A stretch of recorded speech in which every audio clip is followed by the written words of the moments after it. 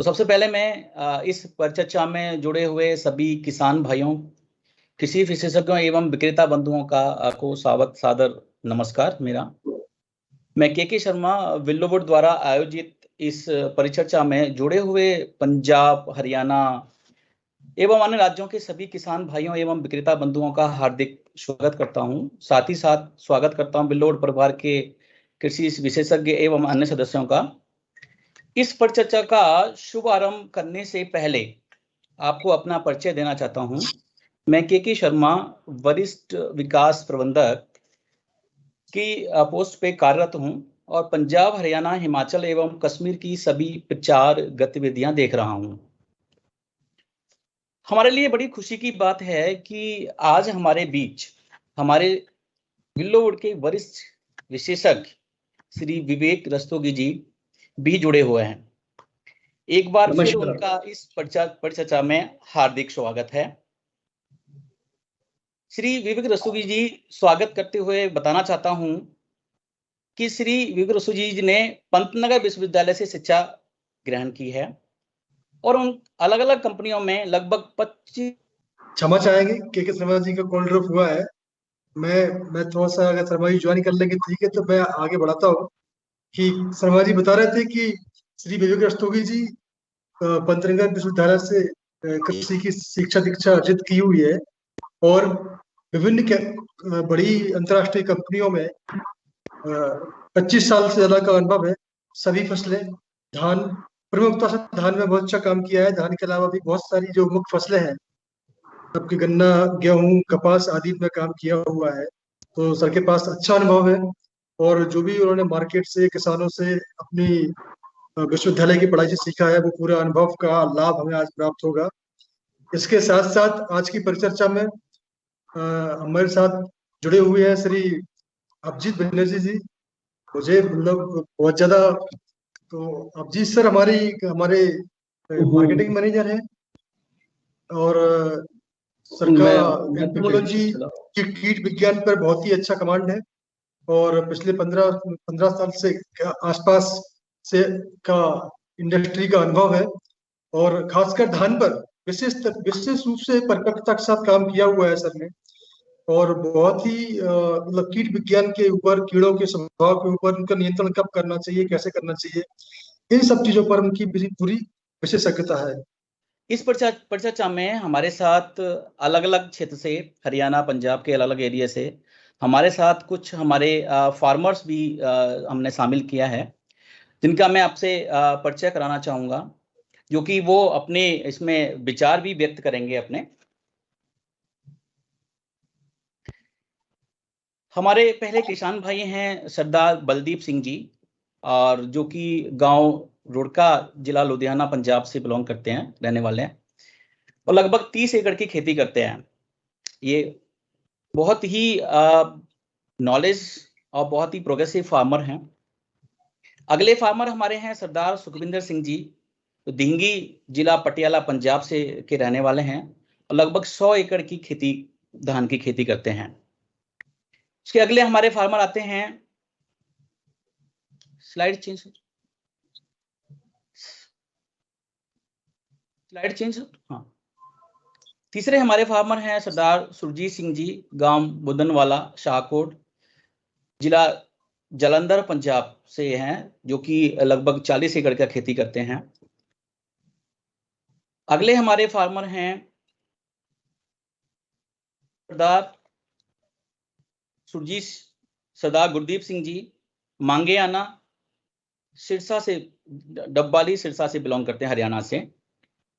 लगभग ये 30 एकड़ की खेती करते हैं, जो कि धान और कपास दोनों की खेती करते हैं।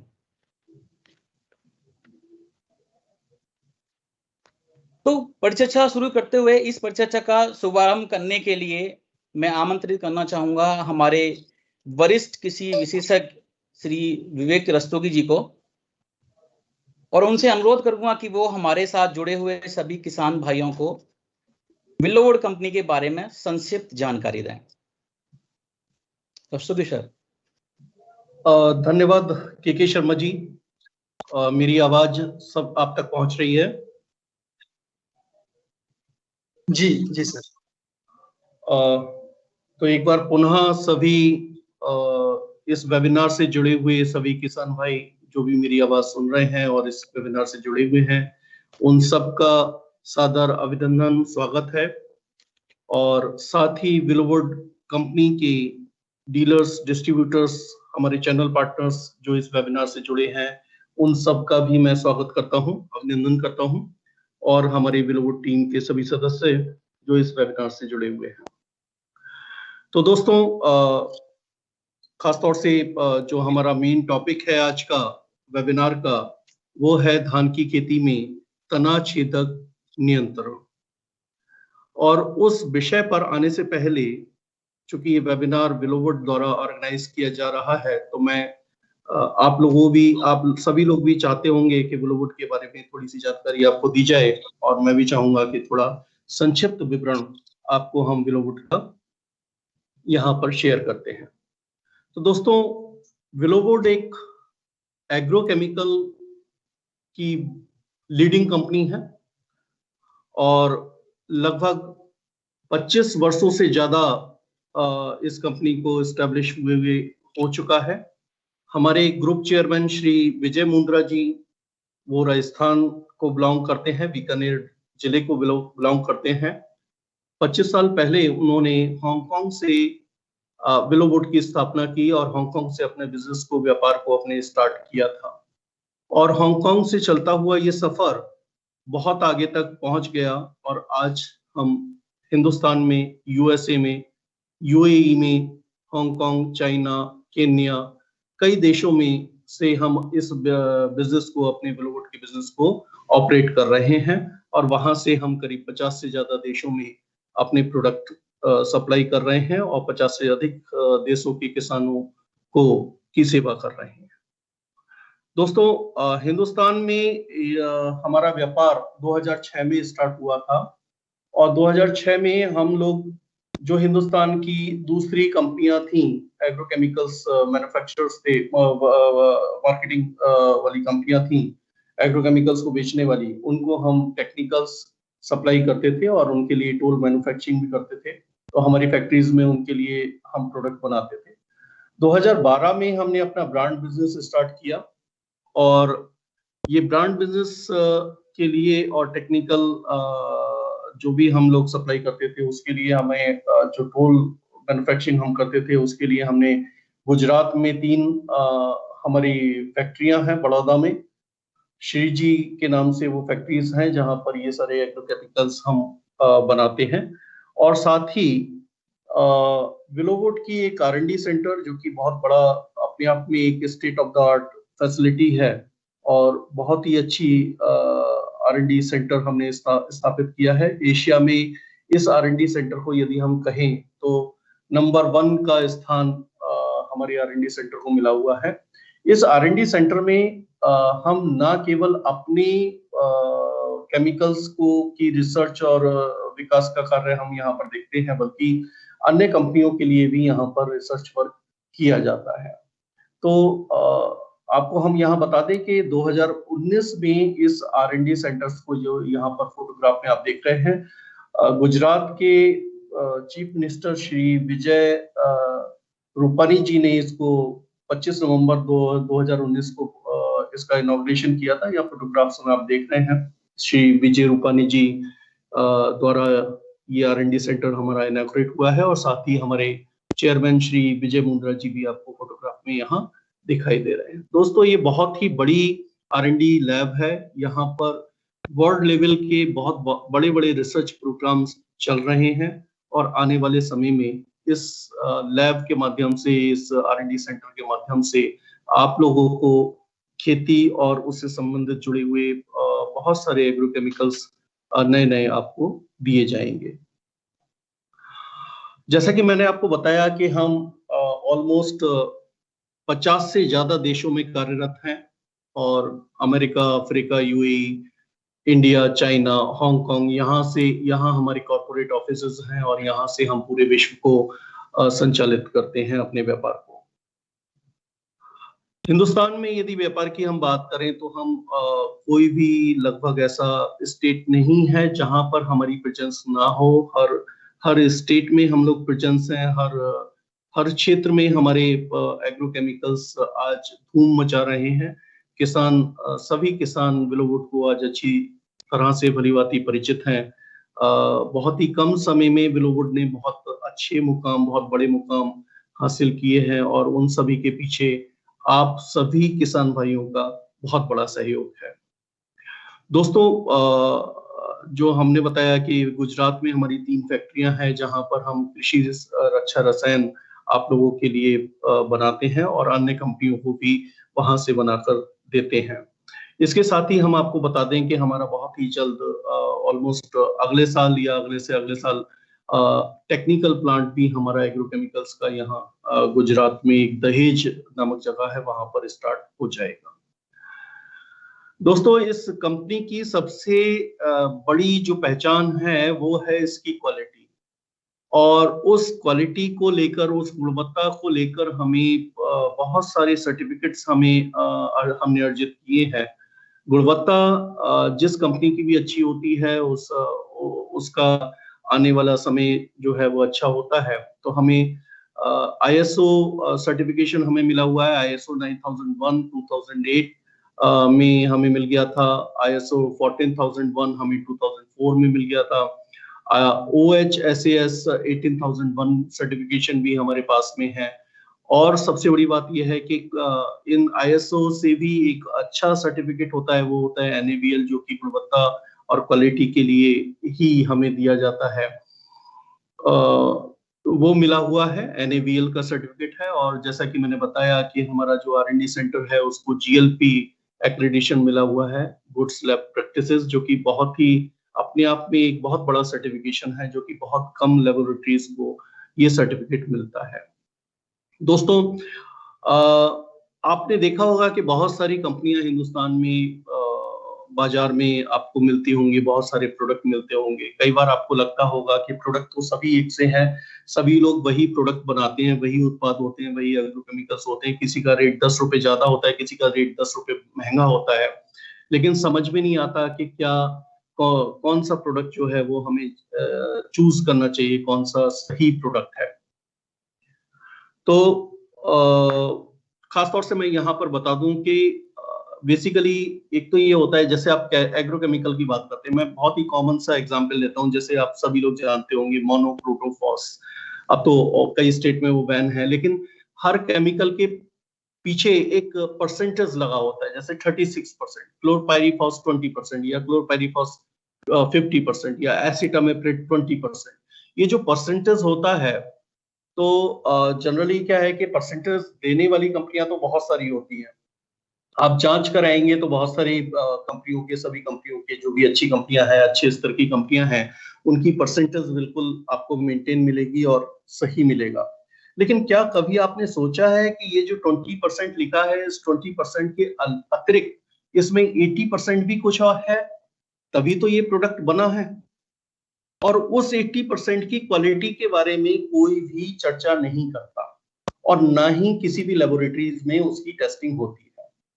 लेकिन ये सर्टिफिकेट्स जो हम यहाँ पर बता रहे हैं, जो GLP एक्रेडिशंस है या NABL सर्टिफिकेट्स हैं, ये उन कंपनियों को मिलते हैं जिनकी पूरी तरह से जांच पड़ताल होती है, उसके बाद में ये सर्टिफिकेट्स मिलते हैं। तो हमारे जो क्वालिटी स्टैंडर्ड है, वो ना केवल उस टेक्निकल का जो परसेंटेज उसमें लिखा है उसको पूरी तरह से हम मेंटेन करते हैं, बल्कि जो दूसरे केमिकल्स हैं, जो 80% बाकी का बचा हुआ था, या जो मोनोक्रोटोफॉस में आपका 64% बचा हुआ केमिकल है, वो जो केमिकल्स हैं वो भी बहुत अच्छी गुणवत्ता के हम इस्तेमाल करते हैं, जिसकी वजह से हमारे उत्पाद, हमारे प्रोडक्ट्स का रिजल्ट बहुत ही बेहतर और अच्छा मिलता है। तो यहाँ एक डिफरेंस पैदा हो जाता है। दूसरा, एक और खास बात मैं आपको बता दूं, बहुत ही कम लोग आप लोगों से इस बारे में चर्चा करते होंगे कि मान लीजिए एसिटामेप्रिड 20% है, तो 20% तो सभी दे रहे हैं, लेकिन ये जो 20% टेक्निकल है, उस उत्पाद में वो जो परसेंटेज लिखा हुआ है, वो जो टेक्निकल है, उसकी भी एक टेक्निकल प्योरिटी होती है। और वो टेक्निकल प्योरिटी भी अलग अलग, उसके भी अलग अलग मेजरमेंट्स होते हैं, अलग अलग उसके पैमाने होते हैं, और वो टेक्निकल प्योरिटी भी अलग अलग तरह से होती है और उसके रेट भी कम और ज्यादा होते हैं। तो जो लोग अच्छी प्योरिटी का टेक्निकल अपने उत्पाद को बनाने में, अपने प्रोडक्ट्स को बनाने में इस्तेमाल करते हैं, उनकी क्वालिटी ज्यादा बेहतर मानी जाती है और होती है। उसके परिणाम आपको हमारे खेत में बिल्कुल स्पष्ट दिखाई दे जाते हैं। तो ये डिफरेंस है, जो कि टेक्निकल डिफरेंसेस जो कि दूसरी कंपनियों में और बिलोवुड में जो आपको समझना चाहिए वो ये था। बाकी देखने दाखने में तो सारे प्रोडक्ट एक से होते हैं, नाम भी उनका ऑलमोस्ट जो केमिकल नेम्स होते हैं वो भी सभी को बाजार में एक से दिखाई देते हैं। यहाँ हम बात करें कि बहुत ही कम समय में बिलोवुड ने बहुत सारे प्राइजेस, बहुत सारे पुरस्कार अर्जित किए हैं, और उनमें से यदि हम देखें तो हिंदुस्तान में भी बहुत सारे पुरस्कार हमें यहाँ पर स्क्रीन में आपको दिखाई दे रहा होगा। तो हमें टॉप 100 एसएमईज के अवार्ड बहुत सारे मिल चुके हैं, हमें बेस्ट इमर्जिंग कंपनी का अवार्ड मिल चुका है, लीडर ऑफ टुमारो का अवार्ड मिल चुका है, स्मॉल जायंट का अवार्ड मिल चुका है, और अभी 2018 में हमें बहुत बड़ा एग्रोकेमिकल क्षेत्र का बहुत बड़ा अवार्ड मिला है, जो कि लंदन में एग्रो अवार्ड्स होते हैं। उन एग्रो अवार्ड्स में लंदन में हमें बिलोवुड को रिकॉग्नाइज किया गया और हमें अवार्ड दिया गया।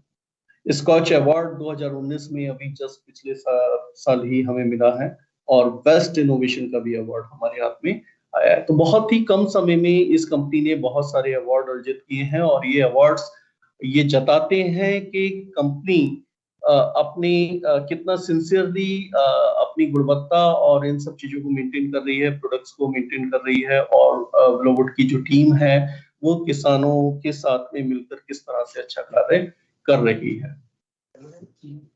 मेरी आवाज क्लियर है के शर्मा जी?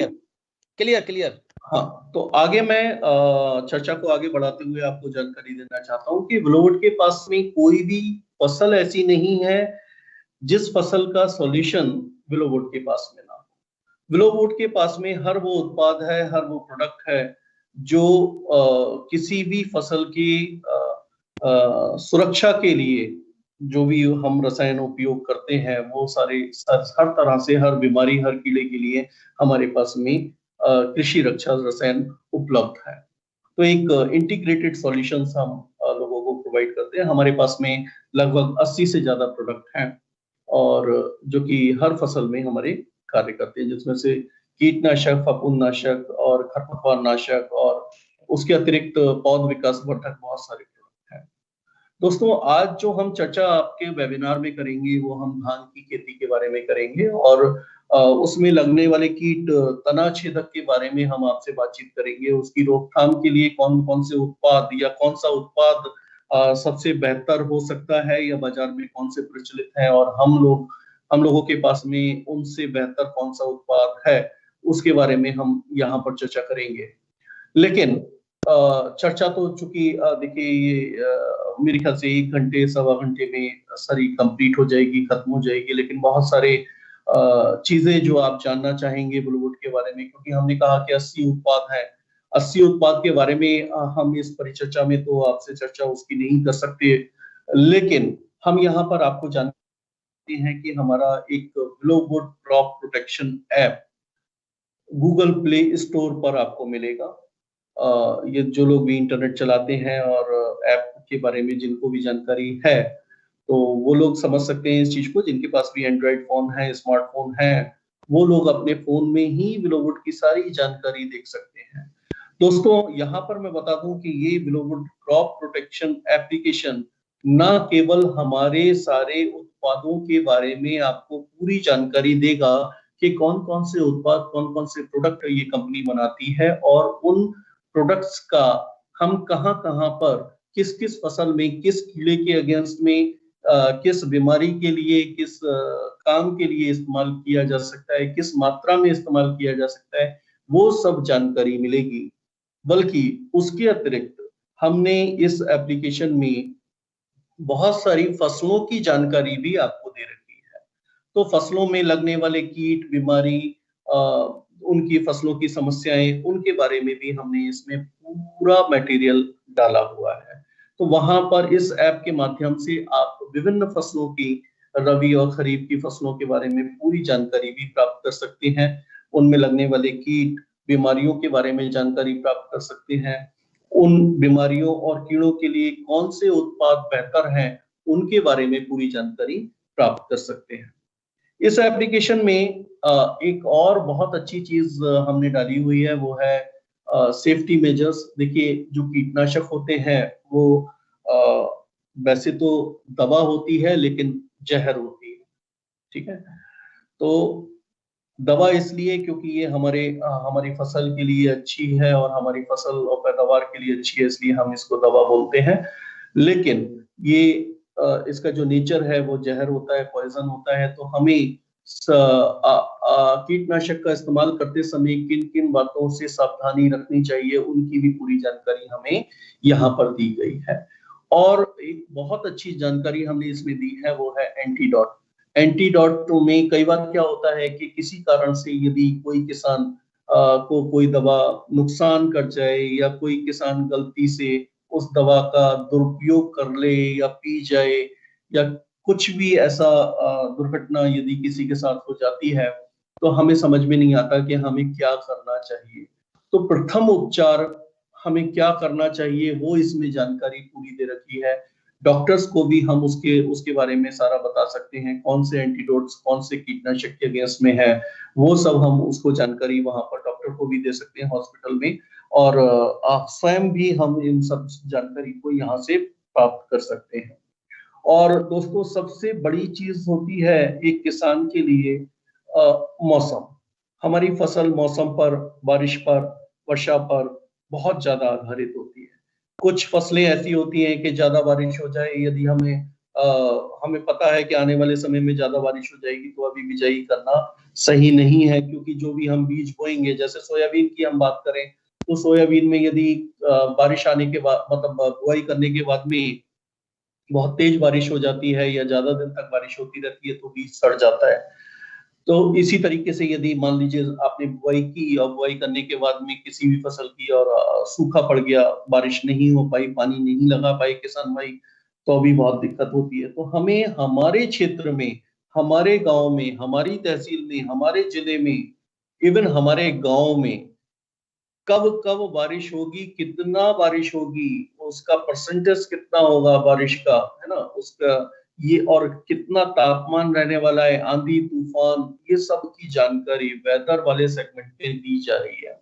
और ये आपने इसमें सबसे पहले आपने करना क्या होता है कि यदि आप अपने क्षेत्र की जानकारी उसमें लेना चाहते हैं, तो आपने लोकेशन को उसमें ट्रैक करना पड़ेगा। आपने एक बार लोकेशन डालनी है, वहां पर यदि आपके गांव की, आपके शहर की, आपके तहसील की, आपके जिले की यदि लोकेशन उसमें पड़ गई, तो फिर बार बार आपको उसे लोकेशन डालने की जरूरत नहीं होगी। और वो हर बार जब भी आप ऐप खोलेंगे और वेदर में या मौसम की जानकारी पे जाएंगे, तो वहां पर वो आपको अगले 10 दिन का डाटा देगा, अगले 10 दिन का अनुमान देगा कि आने वाले 10 दिन में कितना बारिश होने वाला है, कब कब बारिश होने वाला है, और कब कब धूप निकलने वाली है, और कब कब कितना टेम्परेचर किस दिन होने वाला है। दोस्तों, सबसे बड़ी बात यह है कि ये जो जानकारी है, ये हिंदी और अंग्रेजी दोनों माध्यम में आपको दी जा रही है। जब आप एप्लीकेशन खोलेंगे, जब आप ऐप खोलेंगे, ग्लोबल क्रॉप प्रोटेक्शन ऐप को जब आप डाउनलोड कर लेंगे, डाउनलोड करने के बाद में जब उसे खोलेंगे, तो वो आपसे पूछेगा कि आपको जो जानकारी है वो हिंदी में चाहिए या अंग्रेजी में चाहिए। यदि आप हिंदी दबाते हैं, तो वो सारी जानकारी आपको हिंदी में ही मिलेगी। हिंदी में ही सारे प्रोडक्ट के बारे में आपको जानकारी मिलेगी, हिंदी में ही सभी फसलों के बारे में आपको जानकारी मिलेगी, हिंदी में ही हर मौसम की जानकारी, एंटीडोट्स, वो सब जानकारी आपको हिंदी में मिलेगी। यदि आप इंग्लिश दबाते हैं, तो इंग्लिश में होगा। अब सबसे बड़ी चीज और है, हर किसान ये चाहता है कि उसको कुछ ऐसे जो कृषि विशेषज्ञ हैं उनसे संपर्क स्थापित हो जाए, जो उनकी समय समय पर सहायता कर सके, समय समय पर उनको हेल्प कर सके और उनकी समस्याओं का समाधान कर सके। तो दोस्तों, हमने इसमें एक फीचर लिखा है, जब आप इस एप्लीकेशन को खोलेंगे तो ये आपसे इस पे मांगेगा रजिस्ट्रेशन, यदि ये रजिस्ट्रेशन आप करते हैं और आप अपने स्टेट, अपना नाम, आपने उसमें रजिस्ट्रेशन में अपना नाम, अपना मोबाइल नंबर और अपना स्टेट का नाम लिखना है। जैसे आप हरियाणा के हैं तो हरियाणा लिखना है, पंजाब के हैं तो पंजाब लिखना है, मध्य प्रदेश के हैं तो मध्य प्रदेश, उत्तर प्रदेश के हैं तो उत्तर प्रदेश, उसमें लिस्ट आ जाएगी, उस पर केवल क्लिक करना है। और जब आप कर देंगे और वो जानकारी आप सबमिट कर देंगे, रजिस्ट्रेशन आपका हो जाएगा, एक मैसेज आएगा आपके स्वागत का, और उस मैसेज के बाद में फिर इसमें एक जो पार्ट है, इसका एक इम्पोर्टेंट पार्ट है एडवाइजर, कृषि सलाहकार। हिंदी में उसको लिख के आएगा कृषि सलाहकार और इंग्लिश में लिख के आएगा बिलोवुड एडवाइजर। तो हमारे क्षेत्र के, हमारी कंपनी के जो कृषि विशेषज्ञ हैं उस स्टेट के, उनका नाम और उनका मोबाइल नंबर वहां पर आपको दिखाई दे जाएगा। और उन मोबाइल नंबर पर, वहीं पर आप क्लिक करेंगे तो सीधा हमारे जो क्षेत्र के, उस स्टेट के हमारे कृषि सलाहकार हैं, उनसे आपका सीधा संपर्क हो जाएगा और आप अपनी बात उनसे कर सकते हैं, अपनी समस्याएं उनके सामने रख सकते हैं और अपनी समस्याओं का समाधान वहां से पा सकते हैं। तो दोस्तों ये था इसको कहना चाहिए कि बिलोवुड क्रॉप प्रोटेक्शन, और हम इसको बोलते हैं कि अब आपकी जेब में है, तो आपको अब इधर उधर कहीं जाने की जरूरत नहीं। कोई भी जानकारी चाहिए, कुछ भी, कोई भी समस्या है, आप इसको देखिए, इसके अंदर जाइए, बहुत सारी जानकारियां इसमें मिलेंगी। और फिर भी कुछ आपको लगता है कोई समस्या की इसमें समाधान नहीं है, तो आप हमारे कृषि सलाहकार या बिलोवुड एडवाइजर से यहाँ सीधा संपर्क कर सकते हैं, और आपको आपकी लैंग्वेज में ही, पूरा आपकी भाषा में ही आपको जानकारी दी जाएगी। जो लोग गुजरात के हैं तो वो लोग गुजरात की गुजराती भाषा में वहां पर जानकारी ले सकते हैं, जो लोग पंजाब के हैं पंजाबी भाषा में ले सकते हैं, जो लोग मराठी हैं, महाराष्ट्र के हैं, वो लोग मराठी में, हमारे जो कृषि सलाहकार हैं उनको मराठी में ही वो जानकारी देंगे। तो दोस्तों ये बहुत अच्छी सहूलियत, बहुत अच्छी चीज बिलोवुड ने आपको, आपके लिए बना कर दी हुई है, और यहाँ पर बहुत सारी जानकारी आप ले सकते हैं। और हमारे, चूंकि आप सभी लोग इंटरनेट से भी जुड़े हैं और आज एक वेबिनार में आप लोग पार्टिसिपेट कर रहे हैं, तो इसका मतलब सभी लोग इन सब चीजों से भली भांति परिचित होंगे। जो सोशल मीडिया प्लेटफॉर्म्स हैं जैसे फेसबुक, लिंक्डइन, यूट्यूब और ट्विटर, इंस्टाग्राम और हमारा वेबसाइट, इन सभी पर हम अवेलेबल हैं, बिलोवुड अवेलेबल है। फेसबुक में आप बिलोवुड इंडिया का पेज लाइक कीजिए, वहां पर बिलोवुड इंडिया डालिए, फेसबुक पे हमारा पेज आ जाएगा, और उस पेज को लाइक करेंगे तो बहुत सारी जानकारी आपको फेसबुक के माध्यम से भी दे दी जाएगी। लिंक्डइन पर भी आप बिलोवुड इंडिया डाल सकते हैं, और वहां से भी बहुत सारी जानकारी आपको समय समय पर मिलती रहेगी। दोस्तों YouTube पर हमने अपना एक चैनल बनाया है, और वो चैनल में बहुत सारे वीडियोस हमने डाले हैं, बहुत सारी फसलों के वीडियोस उसमें पड़े हुए हैं, बहुत सारे प्रोडक्ट के उसमें पड़े हुए हैं, वीडियोस पड़े हुए हैं वहां से भी, और बहुत सारी जो हम लोग वेबिनार्स करते रहते हैं, हम किसानों को जो जानकारी देते रहते हैं, उनके सारे वीडियोस वहां पर पड़े रहते हैं। इवन आज के बाद में ये जो आज का जो वेबिनार है, इसका वीडियो भी हम YouTube पर अपलोड कर देंगे। तो ये सारे वीडियोस भी YouTube पर आपको समय बहुत सारी जानकारी उपलब्ध करा सकते हैं। आप YouTube पे जाइए, बिलोवुड इंडिया लिखिए और उसके चैनल को सब्सक्राइब कर दीजिए। सब्सक्राइब के साथ साथ उसमें बेल आइकॉन आएगा, एक घंटी बनी होती है, उस घंटी को प्रेस कर दीजिए, तो जब भी कभी हमारी कोई भी नई जानकारी हम अपलोड करते हैं तो वो आपके मोबाइल में सीधा आ जाएगी और आपको जानकारी मिल जाएगी। तो ट्विटर, इंस्टाग्राम पर भी हमें आप फॉलो कर सकते हैं, और www.billowwood.com ये हमारा वेबसाइट है। यहाँ पर कंपनी की पूरी डिटेल जानकारी और भी बहुत सारी दी हुई है। तो दोस्तों ये था एक संक्षिप्त परिचय बिलोवुड के बारे में। तो अब बहुत ज्यादा आपका समय और इसमें न लगाते हुए मैं के शर्मा जी को हैंड ओवर करता हूं कि वो अगले जो हमारे स्पीकर हैं उनको इनवाइट करें। धन्यवाद। थैंक यू सर, बहुत अच्छा आपने कंपनी के बारे में, कंपनी का क्या सर्टिफिकेट मिला है, कंपनी किन किन कंट्रीज में काम करती है, और सबसे अच्छा वो जो एप्लीकेशन है जिसमें कि हमारे सभी फार्मर्स जो है किसी भी दवा के बारे में कोई भी जानकारी वहां से प्राप्त कर सकते हैं। तो बहुत एक बार फिर से बहुत बहुत धन्यवाद आपका।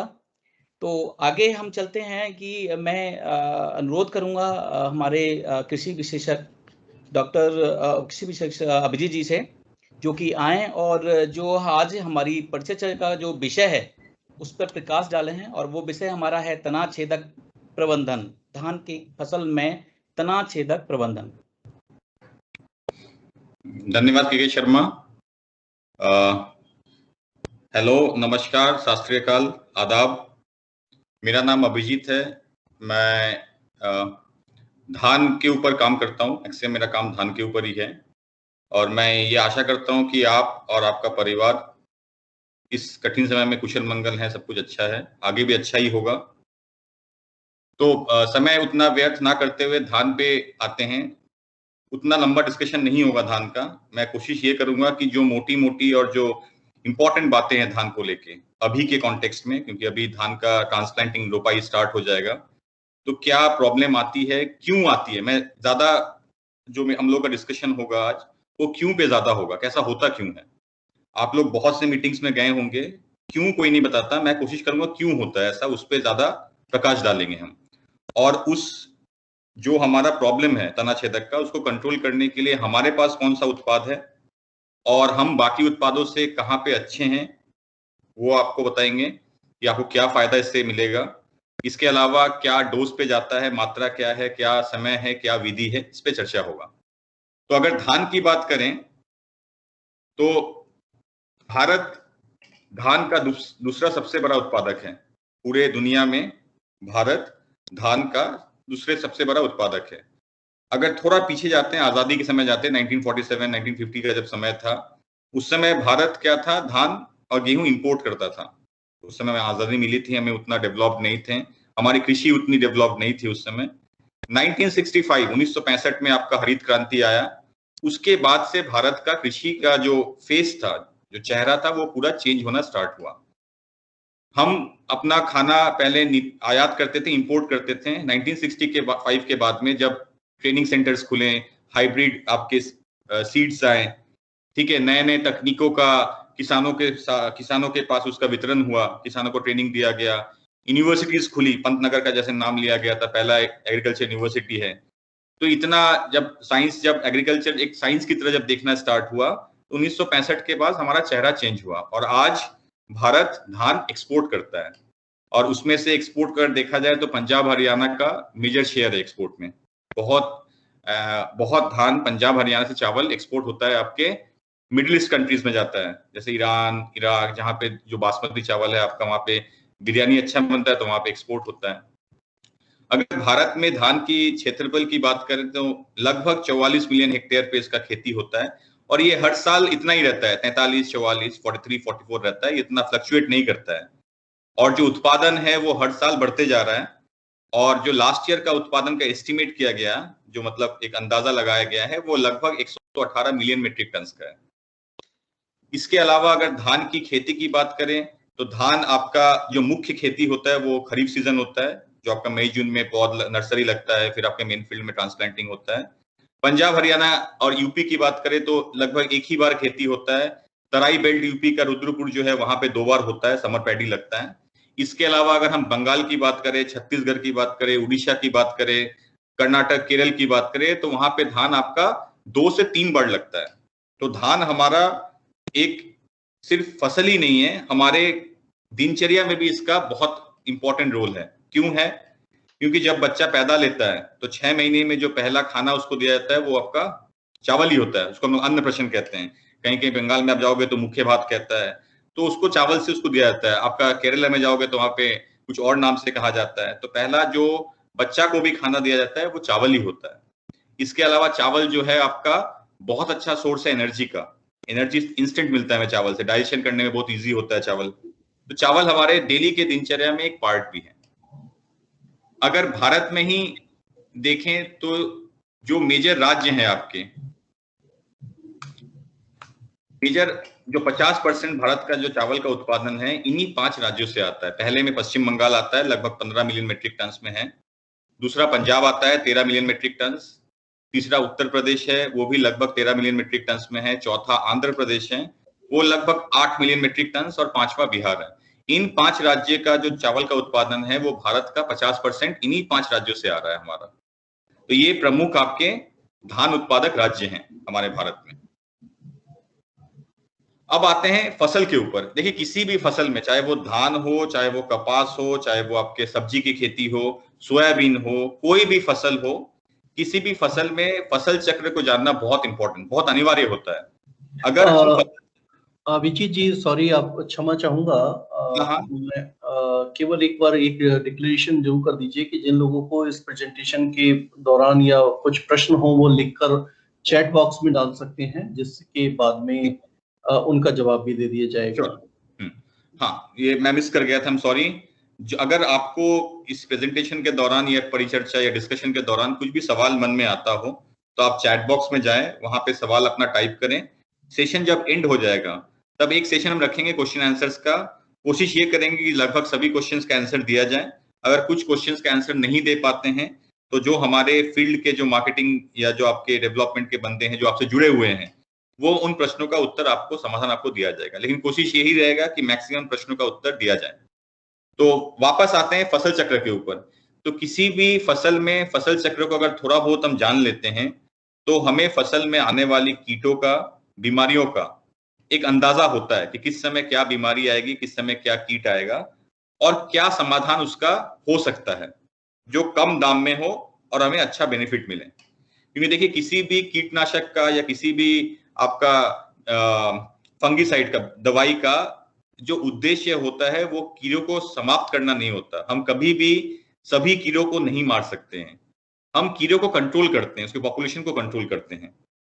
क्योंकि सभी कीड़ों को अगर हम मार देंगे, हर एक जीवित वस्तु का इस नेचर में एक रोल दिया गया है, सबका कुछ ना कुछ काम है। अगर वो उस नेचर से वहां से विलुप्त हो जाता है तो नेचर में डिसबैलेंस होता है। तो हम जो कृषि में जो बात करते हैं समाधान का, वो करते हैं कंट्रोल के ऊपर। हम कंट्रोल कैसे करें ताकि जो हमारा लॉसेस हो वो मिनिमम हो, एकदम कम से कम लॉसेस हो और हम अपना पैदावार को सुनिश्चित कर पाए। तो धान की अगर फसल चक्र की बात करें, एक अमूमन देखा जाए तो धान पूरे भारतवर्ष में जो मेजर वेराइटीज लगती हैं वो मीडियम ड्यूरेशन वेराइटीज होती हैं। 120 से लेके 135 दिन की वेराइटी होती है। मैक्सिमम 90% वेराइटीज भारत में 120 से 135 दिन की होती हैं। अगर 120 से 135 दिन की वेराइटी के ऊपर बात करें तो पहला 60 से 70 दिन जो होता है धान में, वो होता है वानस्पतिक अवस्था।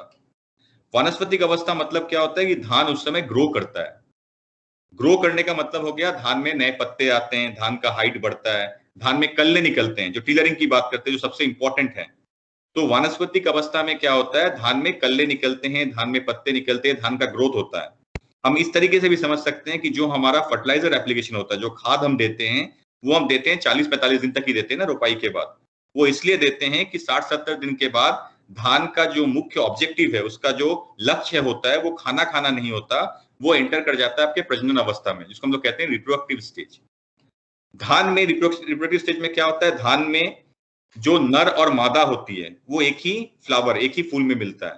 तो धान को हम लोग टेक्निकल या साइंटिफिक टर्म में कहते हैं सेल्फ पॉलिनेटेड क्रॉप। वो इसलिए कहते हैं क्योंकि धान के फूल में जो नर और मादा होती है वो एक साथ ही, मतलब एक ही फूल में रहता है वो। और फूल जो है वो बहुत कम समय के लिए खुलता है, हमें दिखता नहीं है। वो जो धान में फूल खुलता है वो खुलता है 1.5 से 2 घंटे के लिए, बस 1.5 से 2 घंटे में फूल खुलता है। वहां पे उसकी प्रजनन, पॉलिनेशन होती है उसकी, और धान में बाली निकलने का जो सिलसिला है वो शुरू हो जाता है। तो जो प्रजनन वाली अवस्था होती है धान की, वो होती है 30 से 35 दिन की। 30 से 35 दिन में आपका धान में प्रजनन हो जाता है, पॉलिनेशन हो जाता है, बालियां निकल जाती हैं। और जब बालियां निकलती है उस समय बालियां हमें हरे रंग की होती है। तो जब बालियां निकल जाती है वहीं पे प्रजनन का जो अवस्था है वो खत्म हो जाता है और धान जो है वो लास्ट स्टेज, जो हार्वेस्टिंग स्टेज हम कहते हैं या पकने की अवस्था है, उसमें एंटर करता है। वो भी आपका लगभग 30 से 35 दिन का होता है। वहां पे जो हम लोग क्या देखते हैं धान में, कि धान की जो बालियां हैं वो धीरे धीरे आपका पीला या गोल्डन कलर का हो जाता है। जो मॉइस्चर, जो पानी की आर्द्रता जो होती है, ह्यूमिडिटी होती है, मॉइस्चर कंटेंट होता है आपका धान में, बालियों में, वो सूखता है, वो सूखना स्टार्ट हो जाता है। और जब हम कटाई करते हैं तब धान की बालियों में जो मॉइस्चर रहता है आपका, वो रहता है लगभग 10 से 12%। तो 10 से 12% में हम उसका कटाई कर लेते हैं। तो ये मोटा मोटी एक धान का फसल चक्र है। अब हर फसल चक्र में एक उसका इंपॉर्टेंस है, उसका एक रोल प्ले है।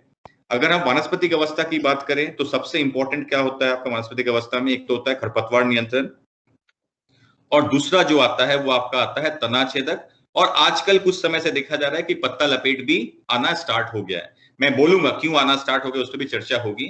तो खरपतवार नियंत्रण सबसे इंपॉर्टेंट है आपका, इसीलिए हम लोग प्री इमर्जेंट जो आपका धान खरपतवार उगने के पहले हर्बिसाइड यूज करते हैं, फिर खरपतवार उगने के बाद हर्बिसाइड यूज करते हैं।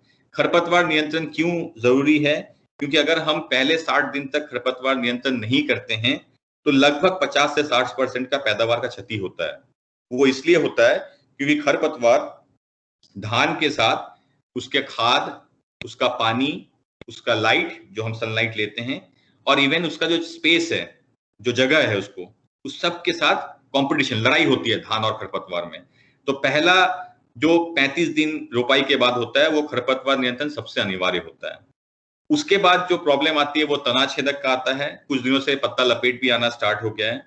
पत्ता लपेट का प्रॉब्लम आपका आना पहले आना स्टार्ट इसलिए हो गया है, उसका रीजन ये है कि अभी हम जो देख रहे हैं कि बारिश में थोड़ी कटौती हुई है, बारिश थोड़ा कम होना स्टार्ट हुआ है, जो टेम्परेचर है वो बढ़ने लगा है।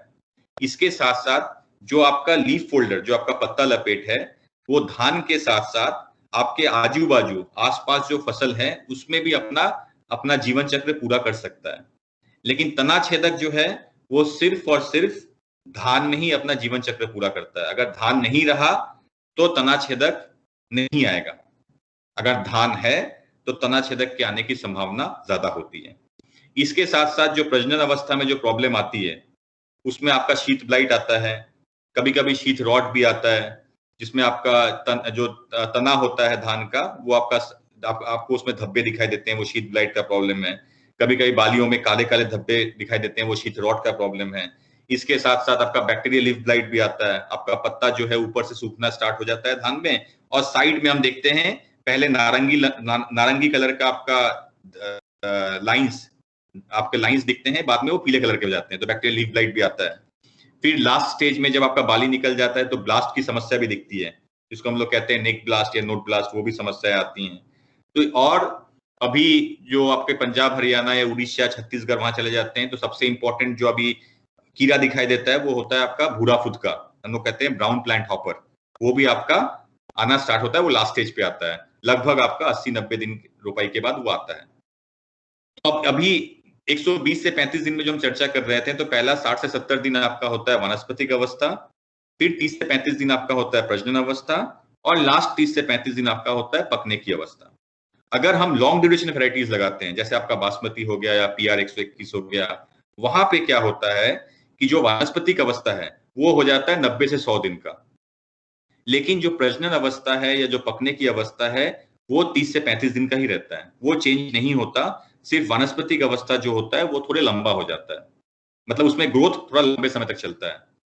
वहीं अगर हम शॉर्ट ड्यूरेशन वैरायटीज की बात करें, जो आपका 90 दिन की वैरायटीज होती हैं, वहां पे क्या होता है आपका कि जो वानस्पतिक अवस्था है वो हो जाता है 60 दिन का, वो 60 दिन में ही अपना ग्रोथ पकड़ लेता है। लेकिन जो प्रजनन अवस्था है और जो पकने की अवस्था है वो सभी वैरायटीज में, चाहे वो शॉर्ट ड्यूरेशन हो मतलब 90-100 दिन का, चाहे वो मीडियम ड्यूरेशन हो मतलब 120 से 135 दिन का, चाहे वो लॉन्ग ड्यूरेशन हो 150 दिन या उसके ऊपर का, वहां पे प्रजनन अवस्था और पकने की अवस्था सेम रहती है, वो रहती है 30 से 35 दिन। तो ये आपका मोटा मोटी एक फसल चक्र हुआ। अब आते हैं कि जो तना छेदक का प्रॉब्लम है। देखिए, तना छेदक में जो रिसर्च कहता है, जो साइंस कहता है, या जो ऑन ग्राउंड हम देखते हुए है फील्ड में, तना छेदक के आपके अटैक से पैदावार में 20 से 80% तक का क्षति हो सकता है। ये इतना बड़ा रेंज क्यों है? क्योंकि ये डिपेंड करता है आपके टेम्परेचर के ऊपर, क्या टेम्परेचर रहा है आपका। अगर बहुत अधिक टेम्परेचर रहेगा तो आपका तना छेदक का अटैक बार बार आएगा। अगर टेम्परेचर ज्यादा रहता है तो वो अपना जीवन चक्र बहुत जल्दी पूरा करता है, इसलिए अटैक हमें 2 से 3 बार दिखता है तना छेदक का। अगर टेम्परेचर कम है, अगर बारिश आपकी अच्छी हुई है, तो उस समय तना छेदक का अटैक कम रहता है, वो एक ही बार दिखता है। इसके अलावा अगर हमने राइट टाइम पे रोपाई नहीं किया है, अगर हम लेट सोइंग या लेट ट्रांसप्लांटिंग कर रहे हैं, तब तना छेदक के अटैक की आने की संभावना बहुत बढ़ जाती है। उससे इसी हिसाब से लॉस जो होता है वो ज्यादा हो जाता है। इसके अलावा आपका कि कौन सा अगर हमने फसल चक्र को मेंटेन नहीं किया है, फॉर एग्जांपल अगर हम बंगाल की बात करें, उड़ीसा की बात करें, छत्तीसगढ़ की बात करें, जहां पे गेहूं नहीं लगता है या कोई और फसल नहीं लगता है धान के बाद, वहां पे धान के बाद धान ही लगता है, तो वहां पे तनाछेदक का अटैक ज्यादा दिखाई देता है क्योंकि फसल चक्र ब्रेक नहीं होता है। जैसे कि हमने शुरू में कहा था कि तनाछेदक जो धान का है वो सिर्फ और सिर्फ धान में ही आता है, इसके अलावा कोई फसल में नहीं आता है। वो अपना जीवन चक्र धान में ही पूरा करता है। अगर जीवन चक्र की बात करें तो तनाछेदक को इंग्लिश में कहा जाता है yellow stem borer. Yellow stem borer English में कहा जाता है। येलो इसलिए कहा जाता है क्योंकि जो इसकी नर और मादा होती है, जो तितली होती है इसकी, उसका जो कलर होता है वो पीले कलर का होता है, इसलिए इसका नाम पड़ा येलो स्टेम बोरर। तो जो नर और मादा है वो आपका अंडा देती है, लेकिन प्रश्न ये आता है कि नर और मादा आता कैसे? अचानक से हमें कभी कभी दिखता है ना, नर्सरी में तितली दिखती है या रोपाई करने के 10 दिन के बाद तितली दिखती है, वो तितली आती कैसे है? वो होता यूं है कि जब हम धान की कटाई करते हैं अक्टूबर के और नवंबर के महीने में, उस समय क्या होता है, जो आपका तनाछेदक का जो स्टेज होता है वो होता है कुकून। आप पिक्चर में देख सकते हो, मैं एरो दिखा रहा हूं, ये लाल रंग का आपको दिख रहा होगा, इसको हम लोग कहते हैं कुकून। ये करता क्या आपका, जैसे हम धान कटाई करते हैं तो जैसे कि हमने कहा था ना कि ये धान के अलावा किसी और फसल में अपना जीवन चक्र पूरा नहीं करता है, तो पंजाब हरियाणा में धान के बाद तो गेहूं लगता है, धान तो रहेगा नहीं, तो ये कुकून क्या करता है, मिट्टी के अंदर चला जाता है और वहां पे आराम से पड़ा रहता है, क्योंकि उसको पता है कि आने वाले समय में धान आएगा नहीं और टेम्परेचर बहुत कम हो जाएगा। भाई पंजाब हरियाणा में नवंबर दिसंबर में जाएंगे तो आपका टेम्परेचर 15, 16, 18 ये पहुंच जाता है, तो टेम्परेचर कम रहता है और धान रहेगा नहीं, तो कुकून चला जाता है जमीन के अंदर, वहां पड़ा रहता है। मई जून के महीने में जब टेम्परेचर बढ़ना स्टार्ट होता है और आपका धान का नर्सरी लगता है या रोपाई होना स्टार्ट होता है, तो ये जो कुकून है ये अपने आप को बदल लेता है नर और मादा में। तो हमें उस समय इसलिए तितली दिखती है, वो तितली आती है आपके कुकून से, कुकून रहता है जमीन के अंदर। ये तितली जो है ये सिर्फ 4 से 5 दिन ही बचती है, इसका खाना खाने का उद्देश्य नहीं होता, ये आपको डैमेज नहीं करती है। ये क्या करती है, ये आपकी अगली पीढ़ी को लाने का काम करती है, मतलब अंडा देती है। और ये अंडा आपको देती है कहां पे, धान के पत्ते के एकदम टिप पे देगी। कभी कभी आप देखोगे धान के पत्ते के ऊपर, देखना कभी कभी दिखेगा, आपने देखा भी होगा बहुत लोगों ने, एक कॉटन रुई जैसा आपको आकार टिप में दिखता है, वो बेसिकली उसका अंडा है। उसी अंडे से 7 से 8 दिन के अंदर में लार्वा निकलता है। अब लार्वा जैसे ही निकला, लार्वा का नाम क्या है, तनाछेदक, तो तना में छेद करेगा। तो होता यूं है, जैसे ही अंडा से आपका लार्वा निकलता है, लार्वा निकलने के 1.5 से 2 घंटे के अंदर उसे तना में छेद करना पड़ता है। अगर 1.5 से 2 घंटे में वो तना में छेद नहीं कर पाया तो वो नहीं बचेगा, उसे 1.5-2 घंटे के अंदर ही तना में घुस जाना है। इसीलिए सिर्फ 75% ही आपके जो लार्वा है वो अंडे से निकलने के बाद तना में छेद कर पाते हैं, बाकी 25% नहीं कर पाते हैं। अब लार्वा का भी जो स्टेज है वो अलग अलग होता है, पहले छोटा रहता है, फिर बड़ा होता है, फिर और बड़ा होता है। तो वो डिपेंड करता है आपके टेम्परेचर के ऊपर। अगर टेम्परेचर बहुत ज्यादा रहा तो लार्वा क्या करेगा, अपने 4 स्टेज पे ही अपना लाइफ साइकिल पूरा करेगा, मतलब 4 स्टेज के बाद ही वो कुकून में बदलेगा, कुकून से वापस वो आपके मादा या नर में बदलेगा। अगर टेम्परेचर कम रहा, बारिश अच्छी हुई, तो लार्वे का जो स्टेज होता है वो 7 तक पहुंचता है, मतलब वो धीरे धीरे बढ़ता है। तो टेम्परेचर के ऊपर डिपेंड करता है कि आपका लार्वा का कितना स्टेज होगा, 4 होगा कि 5 होगा कि 6 होगा कि 7 होगा। अगर टेम्परेचर बहुत ज्यादा है तो वो जल्दी जीवन चक्र पूरा करेगा, 4 स्टेज पे ही पूरा कर लेगा अपना। अगर टेम्परेचर कम है, बारिश अच्छी हुई है, तो वो 6-7 स्टेज तक जा सकता है। जो लार्वा है आपका, 100 में से सिर्फ 10 लार्वा ही जो है वो अपना कुकुन, मतलब कुकुन स्टेज में जाता है। इसके अलावा 90% लार्वा जो है वो मर जाते हैं।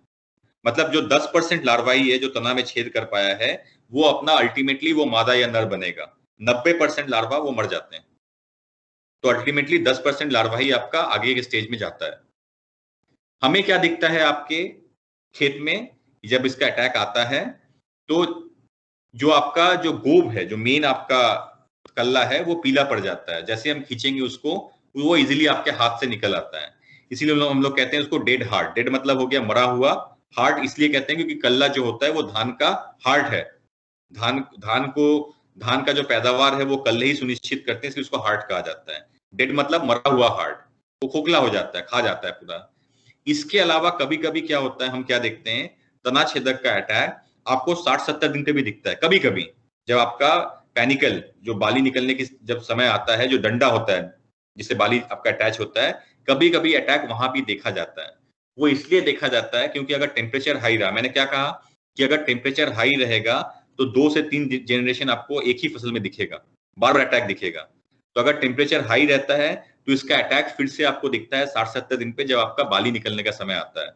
वो डंटा जो होता है जहां से बाली अटैच रहता है, इसको हम पैनिकल कहते हैं, वहां पे जाके वो छेद करता है। अगर वहां पे छेद कर देगा तो क्या होता है, जो आपका झंडा पत्ता होता है ना, फ्लैग लीफ कहते हैं, वो क्या करता है, वो खाना बनाता है आपके बालियों के लिए। तो वो खाना आपके बालियों तक पहुंच नहीं पाता है क्योंकि वो छेद कर दिया। तो छेद अगर कर दिया तो वो खाना ऊपर जाएगा नहीं ना आपका बाली तक। इसीलिए हमें क्या दिखता है कि वहां पे बाली जो होता है वो भरता नहीं है और धीरे धीरे बाली का रंग सफेद हो जाता है, जिसको हम लोग कहते हैं टेक्निकल टर्म में या साइंस के भाषा में कहते हैं चैफी ग्रेन्स। चैफी मतलब भूसा बन गया वो, उसमें तो बाली भरा नहीं, वो सफेद कलर का हो गया। तो जो तना छेदक का अटैक है 90% वो आता है आपके 20 से 25 दिन पे रोपाई के, और 10% केसेस में देखा जाता है वो उसका री अटैक आता है आपका जब आपके बाली निकलने का समय आता है। वो डिपेंड करेगा टेम्परेचर के ऊपर। अब आते हैं कि इसका रोकथाम कैसे होगा, कौन सा उत्पाद विलोवुड के पास है, वो उत्पाद की विशेषताएं क्या है, उसका कौन से समय में उसका एप्लीकेशन करना चाहिए, और क्या मात्रा में होगा, और किस विधि में हम उसको अप्लाई करेंगे। तो इन 4 चीजों में हम लोग अभी डिस्कस करेंगे। आई थिंक धान के ऊपर आपका जो भी प्रश्न होगा आप चैट बॉक्स में डालोगे, कोशिश ये रहेगा कि उन प्रश्नों को लिया जाएगा।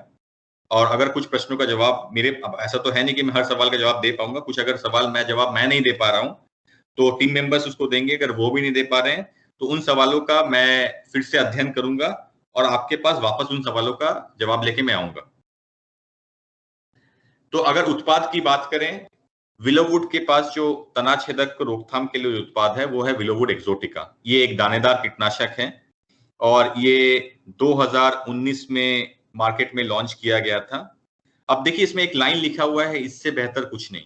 अब क्यों इससे बेहतर कुछ नहीं है वो आगे चर्चा करते हैं एक बार। पहला जो इसका खासियत क्या है कि ये भारत सरकार के पेटेंट ऑफिस, भारत सरकार जो पेटेंट ऑफिस है जहां पे वो पेटेंट की दर्जा दिया जाता है उत्पादों को। पेटेंट मतलब क्या होता है आपका, कि ये जो उत्पाद है ये विलोवुड का ही आविष्कार है और विलोवुड के अनुमति के बिना कोई और कंपनी इस उत्पाद को आप लोगों तक नहीं पहुंचा पाएगा, क्योंकि ये एक रिसर्च प्रोडक्ट है। इसमें विलोवुड ने समय इन्वेस्ट किया, साइंटिस्ट लोगों ने इस पे अध्ययन किया है और गहन अध्ययन के बाद इस प्रोडक्ट को डेवलप किया गया है। तो ये भारत सरकार के पेटेंट कार्यालय द्वारा एक अनुमोदित पेटेंट उत्पाद है आपका, जो सिर्फ और सिर्फ विलोवुड के द्वारा ही आप लोगों के पास ये लाया जाएगा। सबसे इंपॉर्टेंट क्या है कि ये 2 रसायनों का संयोजन है, एक कॉम्बिनेशन केमिस्ट्री है, मतलब 2 रसायनों को लैब में रिसर्च के द्वारा, ऐसा नहीं है कि वो अपने आप मिला दिया गया हो, क्योंकि देखिए बहुत बार क्या होता है, क्योंकि हम अल्टीमेटली ये केमिकल है, एक तो है ये केमिकल को जब 2 केमिकल आपस में मिलते हैं तो इसमें बहुत रिएक्शंस होते हैं। तो रिएक्शंस होने के साथ साथ होता क्या है, कभी कभी उल्टा प्रभाव भी पड़ता है। तो लैब में रिसर्च के बाद देखा यह जाता है कि किस मात्रा में और किस मात्रा में और किस तरीके से इसको मिलाया जाए कि जो इसका परिणाम हो वो अनुकूल हो। तो ये एक 2 रसायनों का संयोजन है और इसलिए इसका ताकत जो है वो डबल है, दोगुनी ताकत है इसमें, आपको डबल ताकत मिलेगा इसमें। और ये लैब में डेवलप किया गया है साइंटिस्ट के द्वारा गहन अध्ययन के बाद। अब जैसे हमने कहा कि 2 रसायनों का आपका संयोजन है, तो ये केमिकल्स है। केमिकल जब आप मिलाते हैं तो 3 तरीके का प्रभाव हो सकता है। नॉर्मली जब हम केमिकल्स मिलाते हैं, हम लोग भी टैंक मिक्स करते हैं ना, फंगीसाइड मिलाते हैं, उसमें इंसेक्टिसाइड में मिलाते हैं, कभी कभी 2 इंसेक्टिसाइड मिलाते हैं स्प्रे करने के समय, टैंक मिक्स करते हैं हम लोग। तो नॉर्मली जब केमिकल हम मिलाते हैं तो केमिकल मिलाने से 2 प्रभाव होता है। वो 2 प्रभाव अगर हम सरल भाषा में कहें तो 1 और 1 अमूमन 2 होता है, लेकिन जब हम केमिकल्स मिलाते हैं तो वहां पे 1 और 1 भी हो सकता है। मतलब 1 और 1 मतलब क्या हो गया कि दोनों का अलग अलग प्रभाव होगा, जो जिसका काम है वही काम करेगा। कभी कभी क्या होता है 1 और 1 0 हो जाता है, मतलब विपरीत काम कर जाएगा, एक केमिकल दूसरे केमिकल को काट देगा, रिजल्ट उल्टा पड़ेगा, उसको 1 और 1 0 होता है।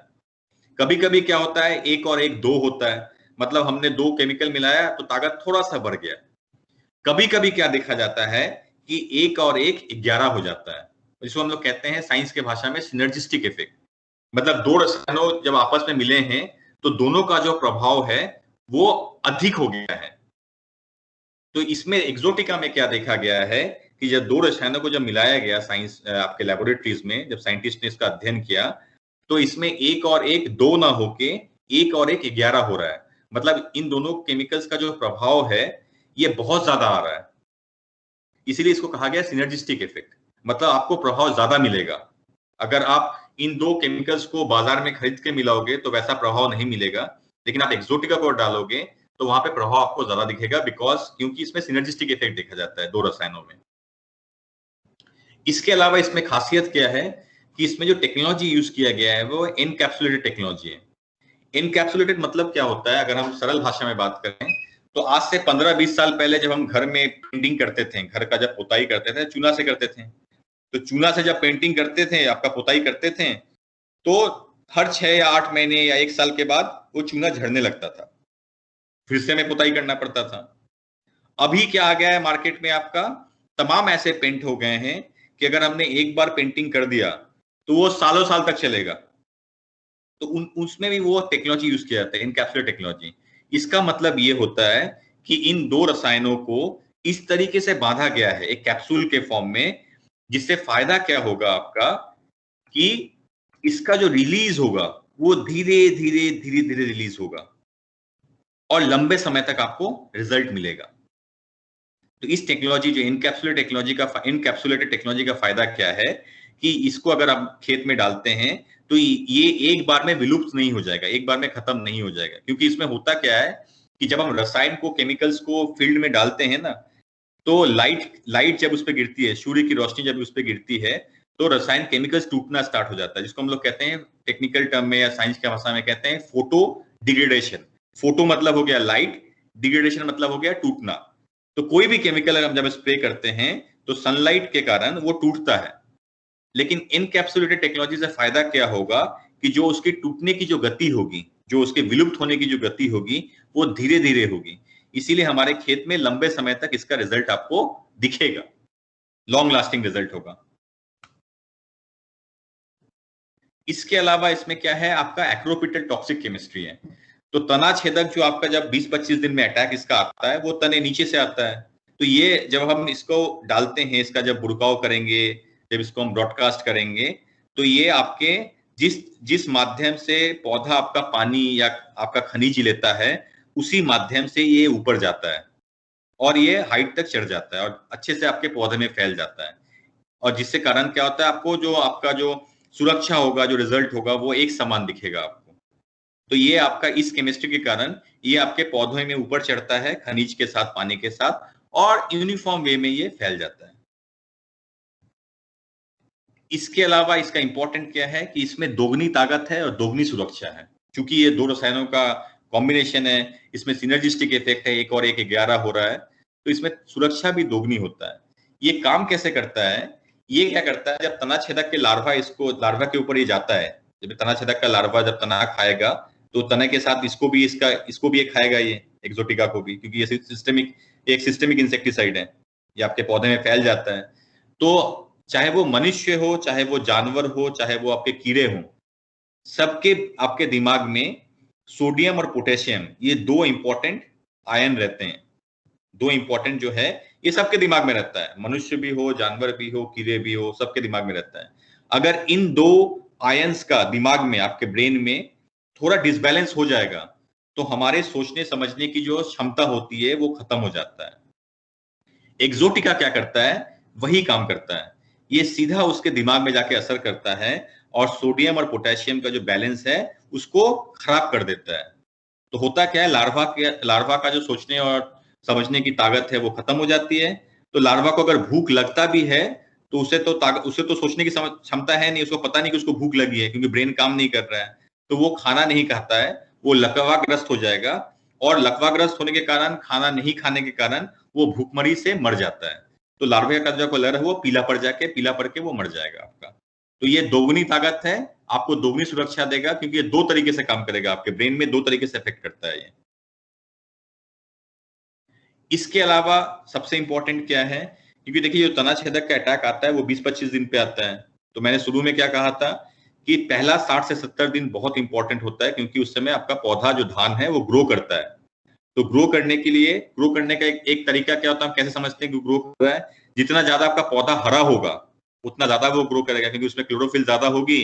तो क्लोरोफिल की मात्रा ज्यादा होगी तो जो प्रकाश संश्लेषण की जो क्रिया है वो भी अधिक होती है। तो जिस खेत में आप एक्सोटिका डालोगे, डालने के 3 से 5 दिन के बाद आपको फर्क अपने आप दिखता है, आपका पौधा हरा भरा दिखेगा।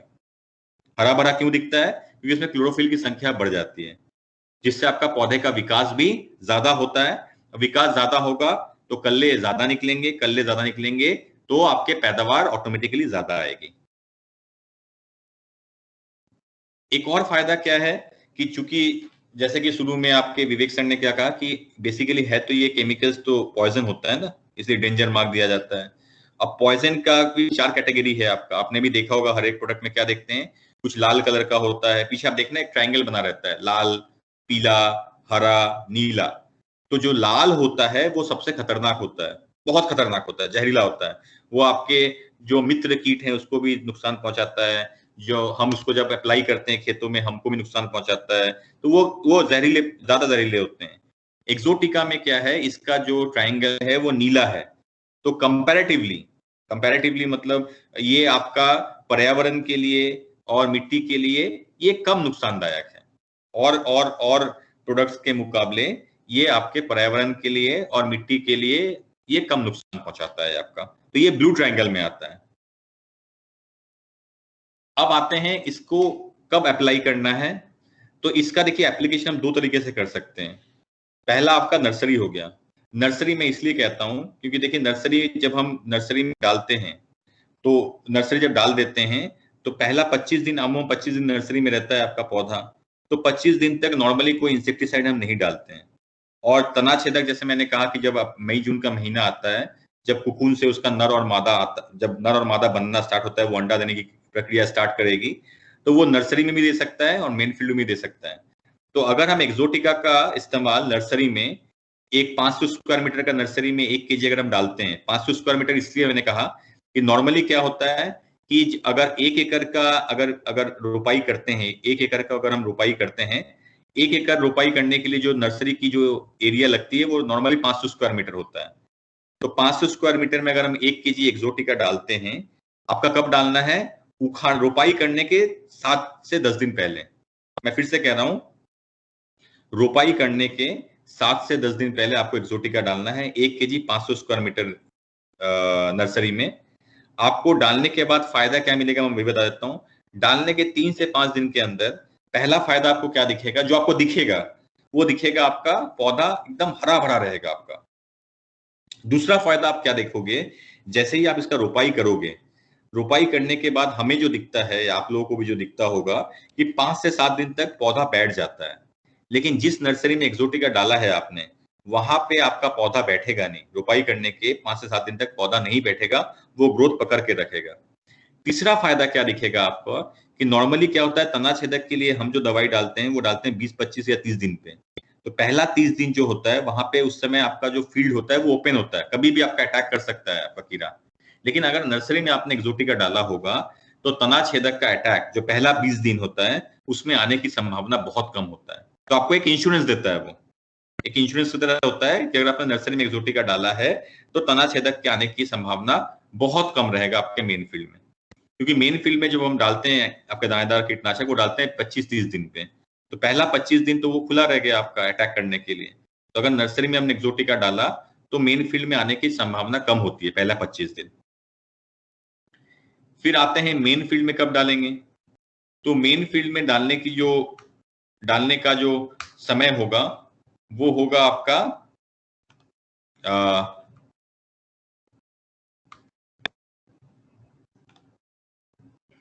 वो होगा 20 से 30 दिन, रोपाई के 20 से 30 दिन के अंतराल पे।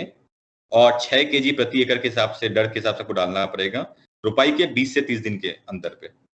और इससे फायदा आपको क्या मिलेगा कि एक तो तना छेदक पे आपको कंट्रोल अच्छा मिलेगा, और अगर नहीं आया है तो उसको रोक के रखेगा, लंबे समय तक रोकेगा क्योंकि इसमें इनकैप्सुलेट टेक्नोलॉजी है। दूसरा फायदा क्या मिलेगा आपको कि चूंकि उस समय ग्रोथ फेज होता है, वनस्पतिक अवस्था होती है आपके धान के फसल का, तो आपके ग्रोथ अच्छा दिखेगा, हरापन अच्छा रहेगा, कल्ले आपके अच्छे निकलेंगे।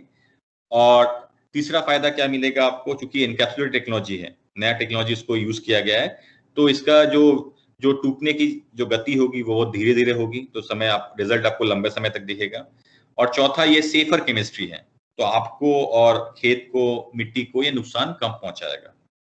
इसीलिए एक्सोटिका को हम लोग कहते हैं, जो हम लोगों का पंच लाइन है, जो हम लोग का उद्देश्य है, अगर 2-4 शब्द में कहा जाए तो एक्सोटिका का मतलब है सुरक्षा भी, विकास भी।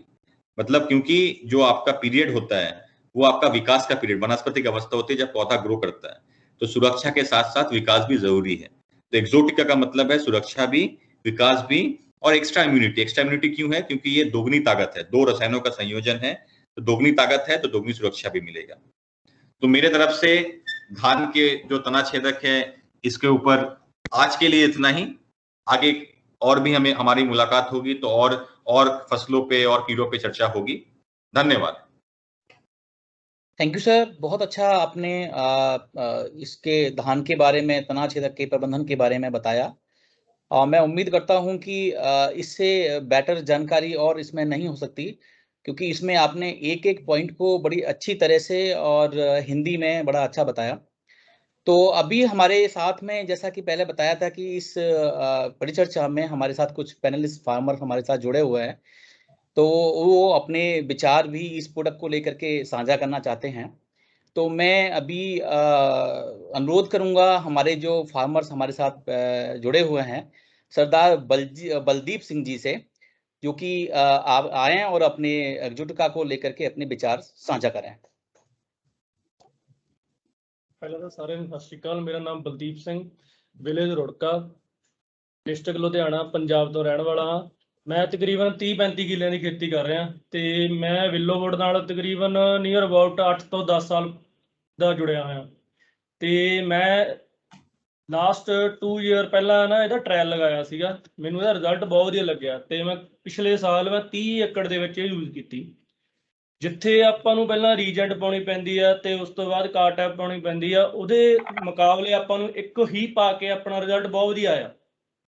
ਤੇ ਇਸ ਵਾਰ ਮੈਂ ਇਹਨੂੰ ਪਨੀਰੀ ਦੇ ਵਿੱਚ ਵੀ ਯੂਜ਼ ਕੀਤਾ ਤੇ ਮੈਨੂੰ ਬਹੁਤ ਵਧੀਆ ਰਿਜ਼ਲਟ ਵੀ ਆਇਆ। ਤੇ ਇਹਦੇ ਨਾਲ ਇੱਕ ਹੋਰ ਗੱਲ ਵੀ ਆ ਵੀ ਆਪਾਂ ਨੂੰ ਜਿਹੜੀ ਝੋਨੇ ਦੀ ਫਸਲ ਆ ਉਹਦੇ ਨਾਲ ਇਨਸੈਕਟੀਸਾਈਡ ਤੋਂ ਤਾਂ ਬਚਾਉਂਦੀ ਆ ਤੇ ਇੱਕ ਤਰ੍ਹਾਂ ਦਾ ਇਹ ਪਲਾਂਟ ਗਰੋਥ ਦਾ ਵੀ ਕੰਮ ਕਰ ਰਹੀ ਆ ਤੇ ਆਪਣਾ ਬੂਝਾ ਵੀ ਬਣਾਉਂਦੀ ਆ ਤੇ ਪਲਾਂਟ ਦਾ ਯਾਨੀ ਜਿਹੜਾ ਪੌਦਾ ਹੁੰਦਾ, ਪੌਦੇ ਦੀ ਗਰੋਥ ਬਹੁਤ ਅੱਛੀ ਹੁੰਦੀ ਹੈ ਇਹਦੇ ਨਾਲ। ਤੇ ਮੇਰੇ ਵੱਲੋਂ ਯਾਨੀ ਬਹੁਤ ਵਧੀਆ ਚੀਜ਼ ਮੈਨੂੰ ਮਿਲੀ ਹੈ ਇਹ, ਤੇ ਮੈਂ ਇਹਨੂੰ ਇਸ ਵਾਰ ਵੀ ਸਾਰੇ ਯਾਨੀ ਆਪਣੀ ਫਸਲ ਦੇ ਵਿੱਚ ਯੂਜ਼ ਕਰਨਾ। ਤੇ ਹੁਣ ਮੈਂ ਪਨੀਰੀ ਲਾਈ ਸੀ, ਪਨੀਰੀ ਦੇ ਵਿੱਚ ਵੀ ਇਹਨੂੰ ਯੂਜ਼ ਕੀਤਾ ਤੇ ਪਨੀਰੀ ਦਾ ਜਿਹੜਾ ਫਟਾ ਸੀ ਨਾ ਬਹੁਤ ਵਧੀਆ ਲੱਗਿਆ। ਤੇ ਉਹਦਾ ਜਦੋਂ ਅਸੀਂ ਉਹਨੂੰ ਪੌਦੇ ਨੂੰ ਲਗਾਇਆ ਤੇ ਉਹ ਦੂਸਰੇ ਪੌਦੇ ਦੇ ਮੁਕਾਬਲੇ ਜਲਦੀ ਯਾਨੀ ਹਰੇਵਾਈ ਦੇ ਵਿੱਚ ਆਇਆ ਉਹ। ਤੇ मैं ये रेकमेंड करूँ सारिਆਂ ਨੂੰ भी ਇਹਨੂੰ यूज करना चाहिए। Thank you so much. Baldeep Singh ji, ये तना छेदक, जैसे आपका खेती का काफी लंबे समय का अनुभव है आपका, तो तना छेदक आपके क्षेत्र में, आपके खेत में लगभग कितने दिन पे इसका अटैक हो जाता है? ਸਰ ਇਹ 20 ਤੋਂ 25 ਦਿਨ ਦੇ ਵਿੱਚ ਯਾਨੀ ਸ਼ੁਰੂ ਹੋ ਜਾਂਦਾ ਕਈ ਵਾਰ ਜੀ, ਕਿਉਂਕਿ ਇਹ ਟੈਂਪਰੇਚਰ ਦੇ ਡਿਪੈਂਡ ਕਰਦਾ। ਜਿਵੇਂ ਇਸ ਤਰ੍ਹਾਂ ਆਪਾਂ ਨੂੰ ਇਸ ਵਾਰ ਬਾਰਿਸ਼ ਨਹੀਂ ਹੋ ਰਹੀ, ਗਰਮੀ ਬਹੁਤ ਜ਼ਿਆਦਾ ਤੇ ਇਸ ਵਾਰ ਜਲਦੀ ਆਉਣ ਦੀ ਸੰਭਾਵਨਾ ਹੈ ਜੀ। ਹਾਂ, ਜੈਸਾ ਕਿ ਅਭਿਜੀਤ ਜੀ ਨੇ ਟੀਚੇ ਉਹਦੇ ਵਿੱਚ ਯੂਜ਼ ਕੀਤਾ ਸੀ, ਮੈਨੂੰ ਰਿਜ਼ਲਟ ਬਹੁਤ ਵਧੀਆ ਮਿਲਿਆ ਜੀ ਇਹਦਾ। अच्छा, तो लगभग तना छेदक जो है वो 20-25 दिन पे आ जाता है, और यदि तापमान ज्यादा होता है तो अटैक जल्दी हो जाता है और बार बार होता है। क्योंकि अभिजीत जी ने भी बताया था, कि टेम्परेचर कम होने पे उसका लाइफ साइकिल छोटा हो जाता है और कई जनरेशन एक ही फसल में दो बार या 3 बार वो जनरेशन अटैक शुरू कर देती है। तो आप लोग इससे पहले कोई और दवा डालते थे? एक्सोटिका से पहले कौन सी दवा डालते थे आप? सर मैं एक्चुअली ना एक्सोटिका तो पहला रीजेंट ਪਾਉਂਦਾ ਸੀਗਾ ਤੇ ਰੀਜੈਂਟ ਤੋਂ ਬਾਅਦ ਮੈਂ ਕਾਰਟੈਪ ਯੂਜ਼ ਕਰਦਾ ਸੀਗਾ। ਤੇ ਉਹਦੇ ਵਿੱਚ ਇੱਕ ਤਾਂ ਦੋਨੋਂ ਚੀਜ਼ਾਂ ਥੋੜੀ ਜਿਹੀ ਕਾਸਟਲੀ ਵੀ ਜ਼ਿਆਦਾ ਹੋ ਜਾਂਦੀਆਂ ਨੇ, ਕਿਉਂਕਿ ਅਲੱਗ-ਅਲੱਗ ਆਪਾਂ ਪਾਉਣੀ ਪੈਂਦੀ ਆ। ਇਹ ਹੁਣ ਆਪਾਂ ਨੂੰ ਇਹਦੇ ਵਿੱਚ ਬੈਨੀਫਿਟ ਇਹ ਆ ਵੀ ਦੋਨੋਂ ਚੀਜ਼ਾਂ ਆਪਾਂ ਨੂੰ ਇੱਕ ਚੀਜ਼ ਦੇ ਵਿੱਚ ਹੀ ਮਿਲ ਰਹੀਆਂ ਨੇ ਤੇ ਘੱਟ ਰੇਟ ਦੇ ਵਿੱਚ ਮਿਲ ਰਹੀਆਂ ਨੇ ਤੇ ਕੁਛ ਟਾਈਮ ਵੀ ਇਹਦਾ ਰਿਜ਼ਲਟ ਵਧੀਆ। ਜੋ ਕਾਰਟਪ ਆ ਉਹਦਾ ਤਾਂ ਮੈਕਸਿਮਮ 15 ਕੁ ਦਿਨ ਕੱਢਦੀ ਸੀ, ਉਦੋਂ ਬਾਅਦ ਸਪਰੇਅ ਕਰਨੀ ਪੈਂਦੀ ਸੀ ਤੇ ਇਹਨੇ ਵਧੀਆ 25 ਤੋਂ 30 ਦਿਨ 35 ਦਿਨ ਤੱਕ ਵੀ ਇਹਨੇ ਟਾइम ਕੱਢਿਆ ਜੀ। तो उन दवाओं के मुकाबले इसमें रिजल्ट आपको ज्यादा बेहतर मिला है? ਹਾਂਜੀ ਬਿਲਕੁਲ ਸਰ, ਬਹੁਤ ਵਧੀਆ ਮਿਲਿਆ ਜੀ। ਇਹਦੇ ਨਾਲ ਇੱਕ ਸਪਰੇਅ ਦਾ ਖਰਚਾ ਵੀ ਆਪਣਾ ਬਚਦਾ ਜੀ। अच्छा, ਉਹ ਸਪਰੇਅ ਆਪਾਂ ਨੂੰ ਜੇ 10-12 ਦਿਨ ਲੇਟ ਹੁੰਦੀ ਹੈ ਤਾਂ ਇੱਕ ਮੰਨ ਕੇ ਚੱਲੋ ਵੀ ਇੱਕ ਸਪਰੇਅ ਆਪਣੀ ਘੱਟ ਹੋਈ ਉਹਦੇ ਵਿੱਚ। तो बलदीप सिंह जी, इसमें कितने दिन तक का आपको रिजल्ट मिल जाता है? एक बार डालने के बाद में आपको क्या आपका अनुभव है, कैसा आपको लगा, कितने दिन तक इसका प्रभाव रहता है? ਜੋ ਸਰ ਮੈਂ ਅਬਜ਼ਰਵ ਕੀਤਾ ਪਿਛਲੇ ਵਾਰ ਇਹਨੂੰ ਤਕਰੀਬਨ ਮੇਰਾ 35 ਤੋਂ 40 ਦਿਨ ਇਹ ਵਧੀਆ ਰਿਹਾ ਰਿਜ਼ਲਟ। ਉਦੋਂ ਬਾਅਦ ਪ੍ਰੋਬਲਮ ਕੋਈ ਨਹੀਂ ਆਈ, ਪਰ ਮੈਂ ਫਿਰ ਵੀ ਜਾਣੀ ਚਲੋ ਆਪਾਂ ਆਪਦੇ ਸੇਫਟੀ ਲਈ ਆਪਾਂ ਸਪਰੇਅ ਕੀਤੀ ਸੀ, ਪਰ ਮੈਨੂੰ ਕੋਈ ਜਾਣੀ 40 ਦਿਨ ਤੱਕ ਕੋਈ ਦਿੱਕਤ ਨਹੀਂ ਆਈ ਇਹਦੇ ਵਿੱਚ। तो कितनी पैदावार हो जाती है आपके धान की? ਸਰ ਨੀਅਰ ਅਬਾਊਟ 1 ਕਿੱਲੇ ਦੇ ਵਿੱਚੋਂ ਜੀ 40 ਕੁਇੰਟਲ ਦੇ ਨੀਅਰ ਅਬਾਊਟ ਹੋ ਹੀ ਜਾਂਦੀ ਹੈ ਜੀ। 40 क्विंटल तक आ जाता है। ਹਾਂਜੀ ਹਾਂਜੀ। चलिए, बहुत अच्छा। हमें आपसे बातचीत करके बहुत अच्छा लगा और आपने एक्सोटिका को इस्तेमाल किया है और उसके लाभ भी बाकी सभी किसान भाइयों को आपने जो भी कुछ देखा है उसके बारे में जो बताया है, जो आंखों देखा हाल आपने मतलब हम लोग बताएंगे तो उससे अच्छा है कि आपके खेत में जो कुछ हुआ है वो आपने शेयर किया है। बहुत बहुत धन्यवाद आपका।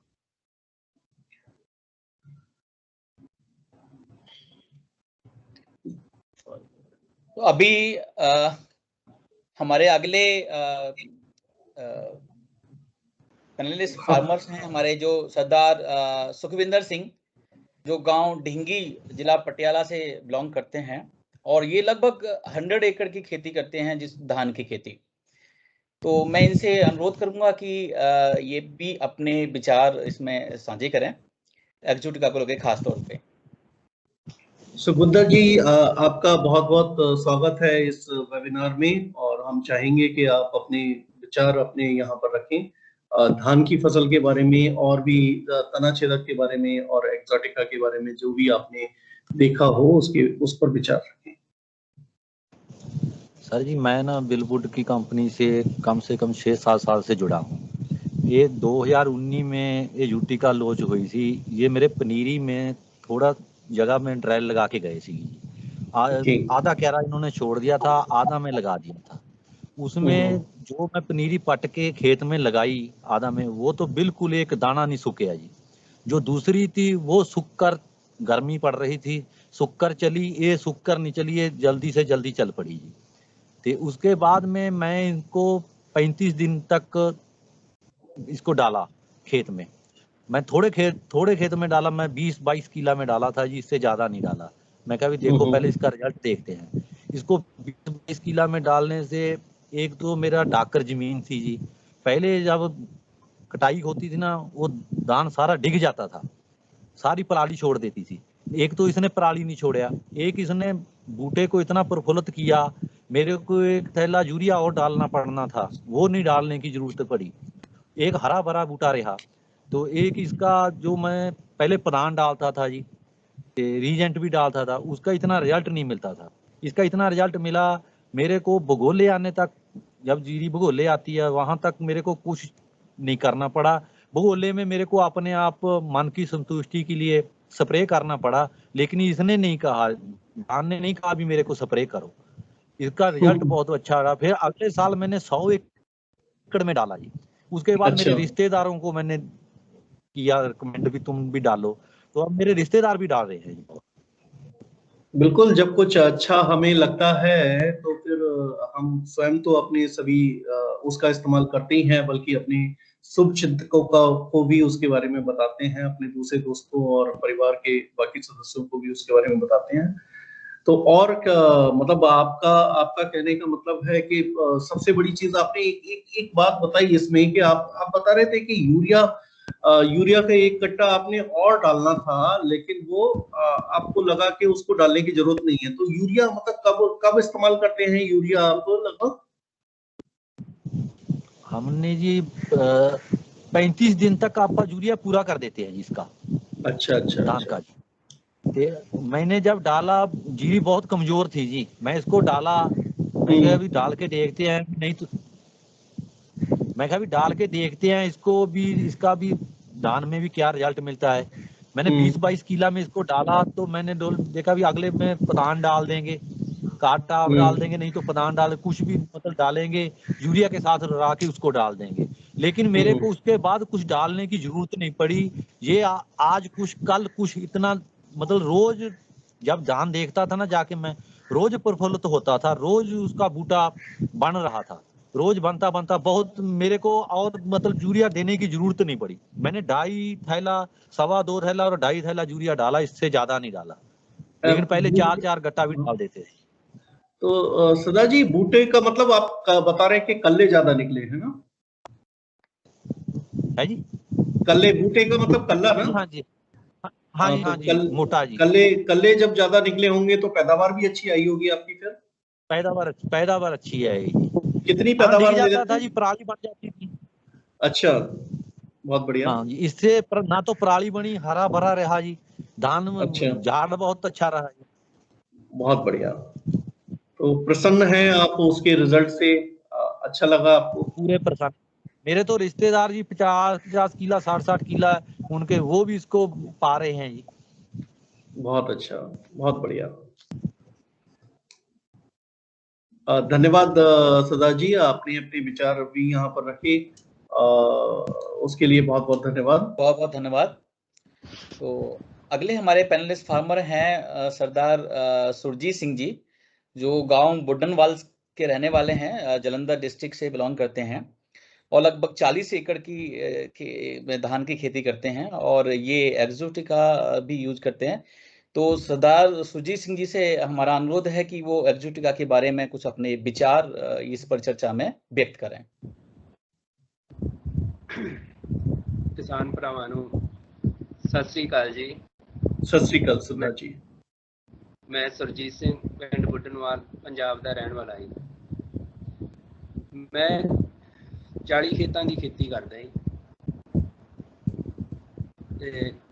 जिस विच मैं बिलोगुड़ दे नाल 10 साल तो जुड़िया है। मैं पिछले साल 7 खेत दे विच ਇਹਦਾ इस्तेमाल ਕੀਤਾ ਸੀ एक्सोटिका, ਤੇ ਉਹਦਾ ਮੈਨੂੰ ਬਹੁਤ ਵਧੀਆ ਰਿਜ਼ਲਟ ਮਿਲਿਆ।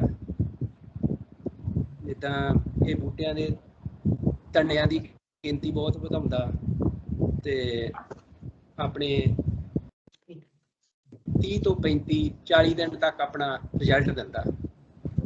ਜਿਸ ਤਰ੍ਹਾਂ ਪਿਛਲੇ ਤੋਂ ਪਿਛਲੇ ਸਾਲ ਮੈਂ ਪਦਾਨ ਦਾ ਇਸਤੇਮਾਲ ਕੀਤਾ ਪਹਿਲਾਂ, ਉਹਦੇ ਵਿੱਚ ਮੈਨੂੰ ਬਾਅਦ ਵਿੱਚ 2 ਸਪਰੇਆਂ ਕਰਨੀਆਂ ਪਈਆਂ, ਤੇ ਪਰ ਫਿਰ ਵੀ ਮੁੰਜਰਾਂ ਵਿੱਚੋਂ ਬਹੁਤ ਜ਼ਿਆਦਾ ਸੁੱਕੀਆਂ ਨਿਕਲੀਆਂ।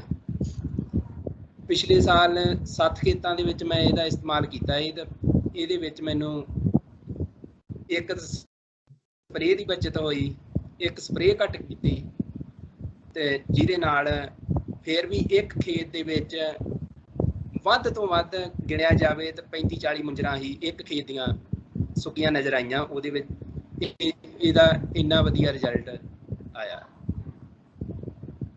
ਬਾਕੀ ਮੈਂ ਕਿਸਾਨ ਭਰਾਵਾਂ ਨੂੰ ਕਹਿਣਾ, ਬੇਨਤੀ ਕਰਦਾ ਵੀ ਇਹਦਾ ਇਸਤੇਮਾਲ ਪ੍ਰੈਕਟੀਕਲ ਕਰਕੇ ਜ਼ਰੂਰ ਦੇਖਣਾ ਚਾਹੀਦਾ, ਭਾਵੇਂ ਤੁਸੀਂ 2-2 4-4 ਖੇਤਾਂ ਦੇ ਵਿੱਚ ਹੀ इस्तेमाल करके देखो।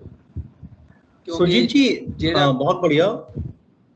सुजीत जी, ये आपने एक्सोटिका का इस्तेमाल किया कैसे, मतलब इसको कैसे बुरकाव किया आपने? मिट्टी के साथ में मिला के डाला या खाद के साथ मिला के डाला? मैंने इसनू अपने 25 किलो यूरिया दे विच मिला के एक खेत दे विच इस्तेमाल किया ही ਇਹਦਾ। अच्छा, यूरिया के साथ में ही मिला के आपने डाल दिया जी। ਇਹ 30 ਤੋਂ 32-33 ਦਿਨ ਦਾ ਮੇਰਾ ਝੋਨਾ ਸੀ ਜਿਸ ਦਿਨ ਮੈਂ ਇਹਨੂੰ ਪਾਇਆ ਸੀ, ਤੇ ਬਾਅਦ ਵਿੱਚ ਫਿਰ ਜਾ ਕੇ ਆਪਣੇ 55-60 ਦਿਨ ਤੇ ਫਿਰ ਜਾ ਕੇ ਮੈਨੂੰ 60-65 ਦਿਨ ਤੇ ਜਾ ਕੇ ਫੇਮ ਦੀ ਫਿਰ ਮੈਂ ਸਪਰੇਅ ਕੀਤੀ। ਤੇ ਬਾਅਦ ਵਿੱਚ ਉਹ ਤੋਂ ਪਿਛਲੇ ਸਾਲ ਮੈਨੂੰ 2 ਸਪਰੇਆਂ ਕਰਨੀਆਂ ਪਈਆਂ ਸੀ, ਪਿਛਲੇ ਸਾਲ 1 ਸਪਰੇਅ ਦੇ ਨਾਲ ਹੀ ਬਹੁਤ ਵਧੀਆ ਰਿਜ਼ਲਟ ਰਿਹਾ। तो एक स्प्रे का खर्चा आपका बच गया? बच गया। चलिए ये तो अच्छी बात है। पैसे की बचत हो रही है तो अल्टीमेटली बूटे ਦੀ growth ਬਹੁਤ ਸੋਹਣੀ ਕਰਦਾ, ਤਣੇ ਬਹੁਤ अच्छा ਜ਼ਿਆਦਾ ਵਧੇ ਸੀ ਤੇ ਝਾੜ ਦਾ ਵੀ ਬਹੁਤ ਵਧੀਆ ਰਿਜ਼ਲਟ ਮਿਲਿਆ ਹੈ। हरापन पैदा करता है, अच्छा चमक आती है दाने में। चमक वगैरह कैसी थी? जो जो जो आपका धान निकल के आया उसका रंग कैसा था, उसका वजन वगैरह कुछ बढ़ा या वैसे ही था जैसे पहले था? देखो मेरे ये पिछले मक्की वाले खेत सी जिन्हां दे विच मैं ਇਹਦਾ इस्तेमाल ਕੀਤਾ ਸੀ। ਲੇਟ ਵੈਰਾਈਟੀ 26 ਝੋਨਾ ਲਗਾਇਆ ਹੈ, ਉਹ 36 ਕੁਇੰਟਲ खेत ਦਾ ਝਾੜ ਨਿਕਲਿਆ ਸੀ। अच्छा, बहुत बढ़िया।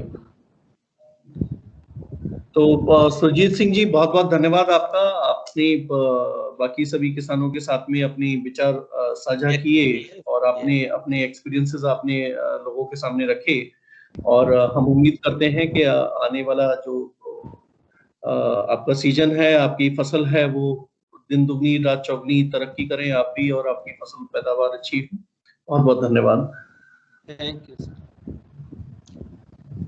बहुत बहुत धन्यवाद सुरजीत सिंह जी, एक बार फिर से आपका बहुत बहुत धन्यवाद। अगले हमारे पैनलिस्ट फार्मर हैं सरदार गुरदीप सिंह जी, जो गांव मांगे आना डबवाली जिला सिरसा हरियाणा के रहने वाले हैं, और लगभग ये भी 30 एकड़ में खेती करते हैं, जो में धान और कपास दोनों की खेती करते हैं। तो अर्जुन का लेकर के ये भी हम अपने विचार साझा करेंगे इस परिचर्चा में। तो अनुरोध करता हूं मैं सरदार गुरदीप सिंह जी से कि भी वो आए और वो अपने विचार साझा करें। हाँ जी, सत श्री अकाल, नमस्कार जी सारे। सत श्री अकाल गुरदीप सिंह जी, स्वागत है आपका। हाँ जी, मैं सबका स्वागत करता हूँ जो अपने लोग इस वेबिनार के जुड़े किसान भाई है डॉक्टर साहब ने। और मेरा नाम गुरदीप सिंह है जी, पिंड मांगियाना हरियाणा के सिरसा जिला के। और मैं लगभग पिछले 10 सालों तो बिलोवुड कंपनी के नाल जुड़े हुए हैं। वैसे तो मैं सारे प्रोडक्ट हैं जो बिलोवुड कंपनी के पहले तो बरतता आ रहा हूँ, और जब मुझे तो पिछले साल इसका पता चला था, जो एक्सोबिटा की दवाई है कंपनी की बिलोवुड की, और उनका जो लड़का था हमारे इधर काम करते थे, वैसे आते रहते हैं सभी कंपनी के लड़के, तो उन्होंने मुझे कहा भी आप पनीरी लगी थी मेरी धान की, मैं 15-16 एकड़ धान लगाता हूँ और 10-12 एकड़ नरमा लगाता हूँ, कुछ गवार भी लगाता हूँ। और जब मेरे पास आया उन्होंने बोला भी आप इसको ट्रायल लगाओ एक बार पनीरी में।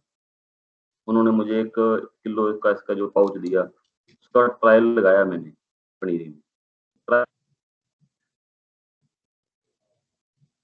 रिजल्ट मिला तो मुझे बहुत बढ़िया हरापन पनीरी में आया। उसमें से जब डाली थी हमने, उसमें से कुछ पीलापन था, कहीं कहीं दौगी में ना, कहीं कहीं धब्बे थे पनीरी में, और वो भी ठीक हो गए। और उसके बाद जब उखाड़ के लगाई खेत में पनीरी, बढ़िया चला दूसरे से दान, और मुझे इसका रिजल्ट काफी बढ़िया लगा। और उसके बाद जब दान चला, हमारे लगभग 1 महीने के बाद उनकी जो आती है, जो गोब वाली है बोलते हैं, तना क्षेत्र बोलते हैं, 1 महीने के लगभग आ जाती है। और उसमें मैं पहले डालता था अपनी फर्टीरा वगैरह, जो सिजेंटा की बटाको आती है वो भी डालता था। प्रधान तो हम काफी डाल रहे हैं, और उससे जो मन भी आ रहा था। प्रधान तो पिछले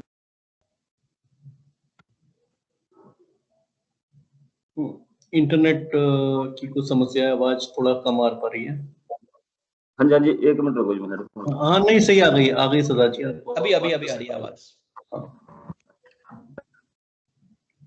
और सर जब मैं डालता था पहले वो अपनी दूसरी आपको बताइए जो कंपनी की दवा आती है सारी। हाँ। और जब इसको पिछले बार जब मैं गया बाजार में लेने डिस्ट्रीब्यूटर से, वहां जो मैं दवाई लाता हूँ उसके पास भी ये दवाई है, और वहां मेरे पास 15 एकड़ दाना था, मैं ये 5 एकड़ की लेके आया था।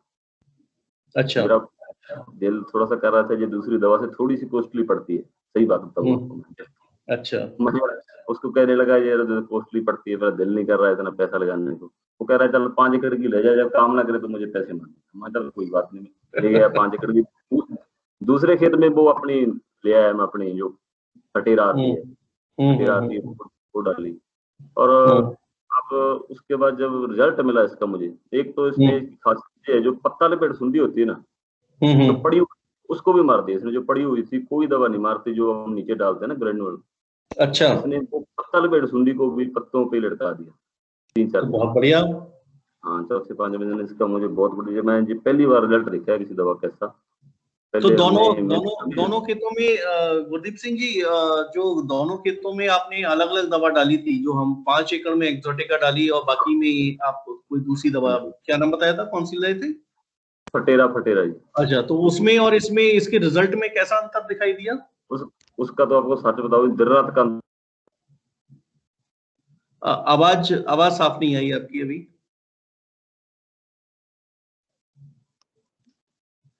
लगता है कनेक्शन कट गया है, शायद दोबारा गुरदीप सिंह जी। हाँ, आवाज आ रही है गुरदीप सिंह जी? हाँ जी आ रही है। हाँ, तो वो एक्चुअली बीच में कुछ हल्का आपकी आवाज चली गई थी। तो आप केवल ये बताइए कि दोनों का जब आपने कंपैरिजन देखा, दोनों का जब आपने अध्ययन किया, तो किसके रिजल्ट ज्यादा बेहतर थे? नहीं देखो, ये सच बताऊंगा आपको, मैं तो दोनों में दिन रात का अंतर था जी। मान के चलो मैं दूसरे खेत में तो मैंने बहुत पछतावा हुआ, मैंने रेता डाल दिया, ऐसे लग रहा था मुझे। अरे इससे तो डालते ना इतना, मतलब उसके मुकाबले बेहतर, आपको बहुत अच्छा रिजल्ट? बहुत ज्यादा जी, बहुत बढ़िया। फार्मर को मैं देखो बढ़िया, जो हमारे किसान भाई हैं, तभी तो जी भाई मुझे जरूर बुलवाना वहां। जो प्रोडक्ट बाकी किसानों के फायदे के लिए बहुत बढ़िया प्रोडक्ट है। बहुत धन्यवाद प्रधान जी, गुरदीप सिंह जी, आपका बहुत धन्यवाद। आपने अपने विचार हमारे यहाँ वेबिनार में शेयर किए। और ऐसे ही दोस्तों, ये तो कुछ फार्मर्स जो हमारे साथ में इस वेबिनार से जुड़े हैं, जहाँ कुछ हरियाणा से हैं, कुछ लुधियाना से हैं, पटियाला से हैं। तो सरदार गुरदीप सिंह जी हरियाणा से हैं, सुरजीत सिंह जी हमारे साथ में पटियाला से हैं। और आपने जो विचार सुने, तो ऐसे लाखों किसान हैं जो एक्सोटिका के माध्यम से जिन्होंने काफी लाभ कमाया है और अच्छी अपनी फसल पैदावार की है। तो सबसे बड़ी चीज आपको यहाँ पर हर किसान ने एक जो मैंने नोटिस किया, वो शायद आपने भी नोटिस किया होगा, कि सभी लोगों ने एक बात बताई कि सबसे पहले हमने कुछ क्षेत्र में करके देखा। या तो हमारे जो विलोट के अधिकारी गण हैं, उन्होंने 1 एकड़ आधा एकड़ में डलवा कर दिखाया दवा, और फिर जब आपको विश्वास हुआ, तो विश्वास होने के बाद ही आपने अब 100 एकड़ और 40 एकड़ में आपने दवा डालना शुरू कर दिया। तो जो किसान भाई हमारे साथ इस वेबिनार में जुड़े हुए हैं और उनको लगता है कि हमारी किसी एकदम से जो हम बात यहाँ पर की है उस पर एकदम विश्वास ना करके, बल्कि आप सबसे बढ़िया तरीका यही होता है कि आप अपने 1 एकड़ में, 2 एकड़ में, 10 एकड़ में, 5 एकड़ में, थोड़े से क्षेत्रफल में आप पहले उसका इस्तेमाल करके देखें। और इस्तेमाल करने के बाद फिर जब आपको पूरा विश्वास हो जाए कि हाँ, ये दवा अच्छा काम कर रही है, इससे जो गोप की इल्ली है वो आना ही बंद हो गई, हमारे खेत में नहीं आई है, जबकि हमारे क्षेत्र में और हमारे पड़ोसी किसानों के बीच की खेत में गोप की इल्ली आ चुकी है। तो और आपको लगता है कि यदि जैसा यहाँ पर बाकी किसान भाइयों ने हमें बताया कि उन्हें जो हरापन है या जो कल्लों की संख्या है वो ज्यादा मिली, बहुत सारे कुछ ऐसा भी कहा कि शायद वो जो यूरिया डालना चाहते थे उन्हें यूरिया का इस्तेमाल करना नहीं पड़ा। और कुछ किसान भाई ने तो बताया कि उन्होंने स्प्रे भी एक जो है वो 2 स्प्रे करते थे, बाद में गोप की इल्ली आने पर तो उनका स्प्रे भी बच गया, स्प्रे भी नहीं किया। गुरदीप सिंह जी कुछ बोलना चाहते हैं? आप शायद हाथ उठा रहे थे, कुछ और कहना चाहते हैं? हेलो, आ रही है आवाज? हाँ बिल्कुल आ रही है गुरदीप सिंह जी। ऐसे क्या जो आप किसान भाई कह रहे हैं ना, कल्लों की संख्या ज्यादा हो जाती है। हाँ। कल्लों की जो संख्या वो भी ज्यादा इतनी मैटर नहीं करती। मैं तो जी मान रहा हूँ, जब जो जितने भी हमारे कल्ले हैं, जो एग्जीक्यूटिव जो कल्लों की संख्या ज्यादा ना भी हो, तो जितने भी कल्ले हैं उनको सुरक्षित रखती है ना। तो सुरक्षित रहेंगे, उतने कल्ले सुरक्षित रहेंगे, तो उससे बहुत बढ़िया पैदावार हमारे पिछले साल बहुत बढ़िया पैदावार निकली है। जब वो धान काट रहे थे ना, मशीन वाला भी जो ड्राइवर होता है हार्वेस्टिंग करते हैं, वो भी कह रहा था इस जगह पे क्या डाला है यार आपने, वहां से अच्छा। पूछा था। वो भी ये बात कह रहा था, इस जगह में क्या डाला है आपने इतना, मुझे तो बहुत बढ़िया किसानों को, तो किसान भाइयों की ये कह रहा हूँ भी कहीं आप और लूट ना करवाओ, जो हमने काफी सालों से डाल रहे हैं, जो अपनी कार्टअप है जहाँ आप प्रधान बोलते हैं। और मुझे तो इसका भाई रिजल्ट बहुत, किसानों से मैं तो आग्रह करूंगा भी ये दवा डालो, थोड़ी सी आपको डालने में तो लगेगी आपको, मैं भी थोड़ा सा पैसा कम लगाता हूँ, मतलब लगता है हमें पैसा बचाए हम, पर जब झाड़ बिल्कुल मिलता है, जब उसका रिजल्ट मिलता है, तब हमें लगता है यार पैसा हमने वेस्ट नहीं किया, बहुत बढ़िया। जो किसान भाई कह रहे हैं स्प्रे बचती है, ये भी बिल्कुल रियलिटी है, स्प्रे करने की जरूरत ही नहीं पड़ती, आप इसको एक बार डाल दो, और जो आपकी सुंडी वाली स्प्रे, तनाछेद वाली, लास्ट में एक बार एक स्प्रे करनी पड़ेगी, कोई जरूरत नहीं है स्प्रे करने की। तो देखिए ये बहुत ही अच्छी बातें यहाँ पर शेयर की हैं, और जब किसी को सफलता मिलती है तो वो एकदम सर चढ़ के बोलती है, मतलब जब किसी को अच्छा लगता है ना तो वो दिल से बात करता है, दिल से बोलता है। और आप लोग इतने खुश दिखाई दे रहे हैं, हमें आपको देखकर भी बड़ी खुशी हो रही है, और आपको फायदा मिला है, अच्छा मिला है। तो ये सब चीजें एक्सपीरियंसेस मैं बता रहा था कि ये एक्सपीरियंसेस हमने इसलिए शेयर करवाए आप लोगों से कि बाकी किसान लोग भी, जो लोग एक्सोटिका का इस्तेमाल नहीं किए हैं, गोप की इल्ली से और ज्यादा परेशान हैं, तो जैसा कि अभिजीत जी ने कहा कि जहां पर पनीरी पड़ चुकी है, नर्सरी पड़ चुकी है, वहां या अभी समय है, वहां पर आप एक्सोटिका नर्सरी की अवस्था से इस्तेमाल कीजिए, और जहां पर रोपाई होने वाली है या हो चुकी है, वहां पर आप प्रमुख जो हमारा खेत है धान का, ट्रांसप्लांटेड राइस है, उसमें आप इस्तेमाल कीजिए। और बाकी जानकारी हमने बताया था कि ऐप पे मिली ही है। कुछ प्रश्न भी, अनिरुद्ध जी आपने कुछ प्रश्न नोट किए हैं क्या? जो प्रश्न हमारे मैंने कुछ प्रश्न, हाँ जी सर, मैंने कुछ प्रश्न नोट किए हैं, और उसमें से एक प्रश्न ये है कि ये जो तना छेदक का नियंत्रण के लिए एक्सोटिका का जो प्रयोग होना चाहिए, वो तना छेदक का अटैक देखने पे होना चाहिए या कुछ समय सीमा पे होना चाहिए, कितने समय पे सही समय रहेगा, कि वो क्या डोज रहेगा जिस समय पे उसको डाल दिया जाए? अभिजीत जी आप प्लीज टेकअप कीजिए क्वेश्चन। इसमें बेसिकली क्या होता है, तना छेदक का जब अटैक अगर आ गया है, अगर उसको तो पता नहीं चलेगा ना कितने कितने कल्लों पे घुस चुका है वो, तो हम लोग ये कहते हैं कि जब भी आपका रोपाई के 20 से 25 दिन या 20 से 30 दिन हो जाता है, क्योंकि हमें पता है कि उस समय आएगा ही आएगा, वही उसका पीरियड है आने का। वो क्यों आता है? क्योंकि जब आपका पौधा 20 से 25 दिन का हो जाता है ना, आप यूरिया डाल देते हो, नॉर्मली 2 डोज यूरिया का चला जाता है आपका, पहला 7 से 10 दिन पे जाता है, दूसरा आपका 20 से 25 दिन पे जाता है, तो 2 डोज चला गया आपका। तो पौधा ज्यादा हरा होता है और मुलायम होता है, जो तना को चबाने में, खाने में थोड़ा हेल्पफुल होता है। बाद में क्या होता है, आपके कल्ले ज्यादा निकलते हैं, पौधा भी थोड़ा स्ट्रांग हो जाता है, तो तना छेद नहीं कर पाता है। तो तना छेदक का जो आने का जो समय होता है, अगर आएगा आपके खेत में, वो 20 से 30 दिन के अंदर ही आता है, मैक्सिमम 35 दिन।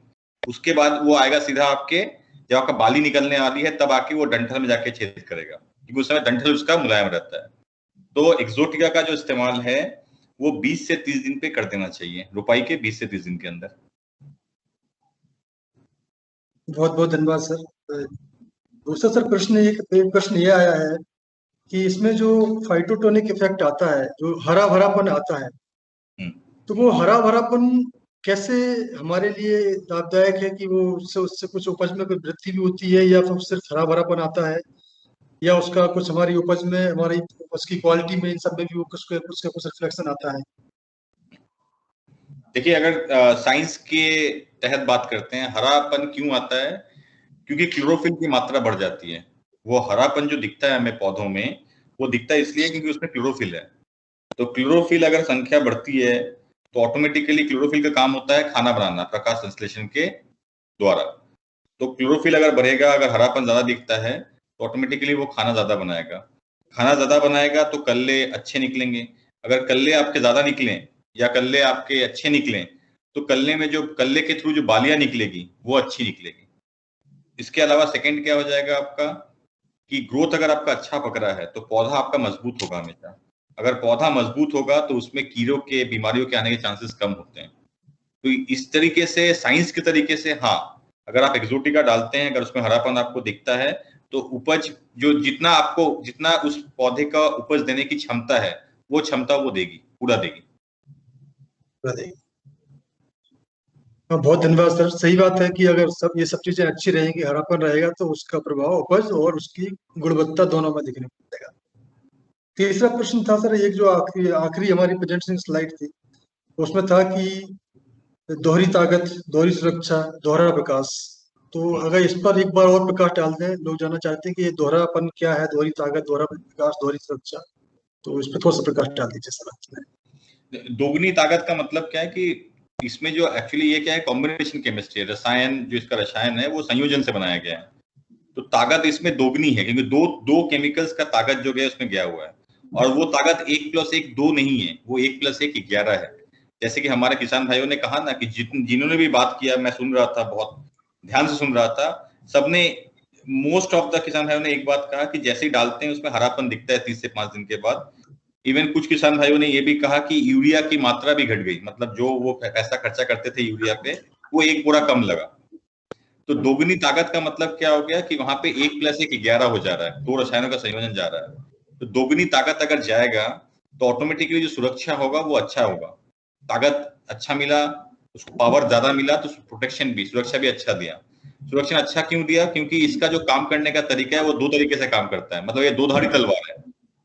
वो सीधा ब्रेन पे अटैक करेगा लेकिन 2 अलग तरीके से अटैक करेगा, जिससे क्या होगा कि कीड़े का जो लकवापन आने का जो समय होगा वो जल्दी उसको लकवाग्रस्त करेगा, और जितना जल्दी लकवाग्रस्त करेगा, जो डैमेज करने का जो उसका ताकत होगा कीड़े का वो मतलब कम हो जाएगा, मतलब डैमेज कम होगा हमारे एक पौधे को। तो दोगुनी ताकत है दोहरी सुरक्षा, मतलब 2 तरीके से सुरक्षा कर रहा है, दोगुनी सुरक्षा भी कर रहा है। और सुरक्षा के साथ साथ इंपॉर्टेंट है विकास। विकास में इसलिए इंपॉर्टेंट है क्योंकि जब तना छेदक का अटैक आता है 20-25 दिन में, वो जो आपका स्टेज है वो फसल का ग्रोथ स्टेज पे आता है। तो अगर ग्रोथ सुरक्षा के साथ साथ हमें ग्रोथ भी मिलता है, जो हरापन के तौर पे हम आम शब्द में कहते हैं कि हरापन अच्छा मिल रहा है, हरापन मतलब ग्रोथ अच्छा हुआ। तो एक्सोटिका का जो उद्देश्य है वो सुरक्षा ही नहीं है, सुरक्षा तो वो देगा ही देगा, सुरक्षा के साथ साथ विकास भी देना उसका एक उद्देश्य है। इसीलिए हम लोगों का जो टैगलाइन है, जो हम एक्सोटिका को, जो एक अगर 4 शब्द में एक्सोटिका के बारे में कहा जाए तो एक्सोटिका एक ऐसा उत्पाद है जो सुरक्षा के साथ साथ विकास भी देता है पौधे को। धन्यवाद सर। तो देखिए किसान भाइयों, एक्सोटिका सुरक्षा के साथ साथ विकास भी देता है। सर एक अंतिम प्रश्न है मेरे जो मैं नोट किया है कि तना छेदक के लिए एक्सोटिका ही क्यों मार्केट में हम की सर्वोच्च कोटि का उत्पाद है? हम कैसे, इसका कॉम्पिटिटिव एडवांटेज क्या है हमारा, जो बाकी के उत्पाद हैं उनसे कैसे बेहतर है? इस पर थोड़ा प्रकाश डाल दीजिए। मैं जो हमारे किसान भाई जो बोले थे, मैं उन्हीं का ही शब्दों का यूज करूंगा क्योंकि उन्होंने उस चीज को एक्सपीरियंस किया है।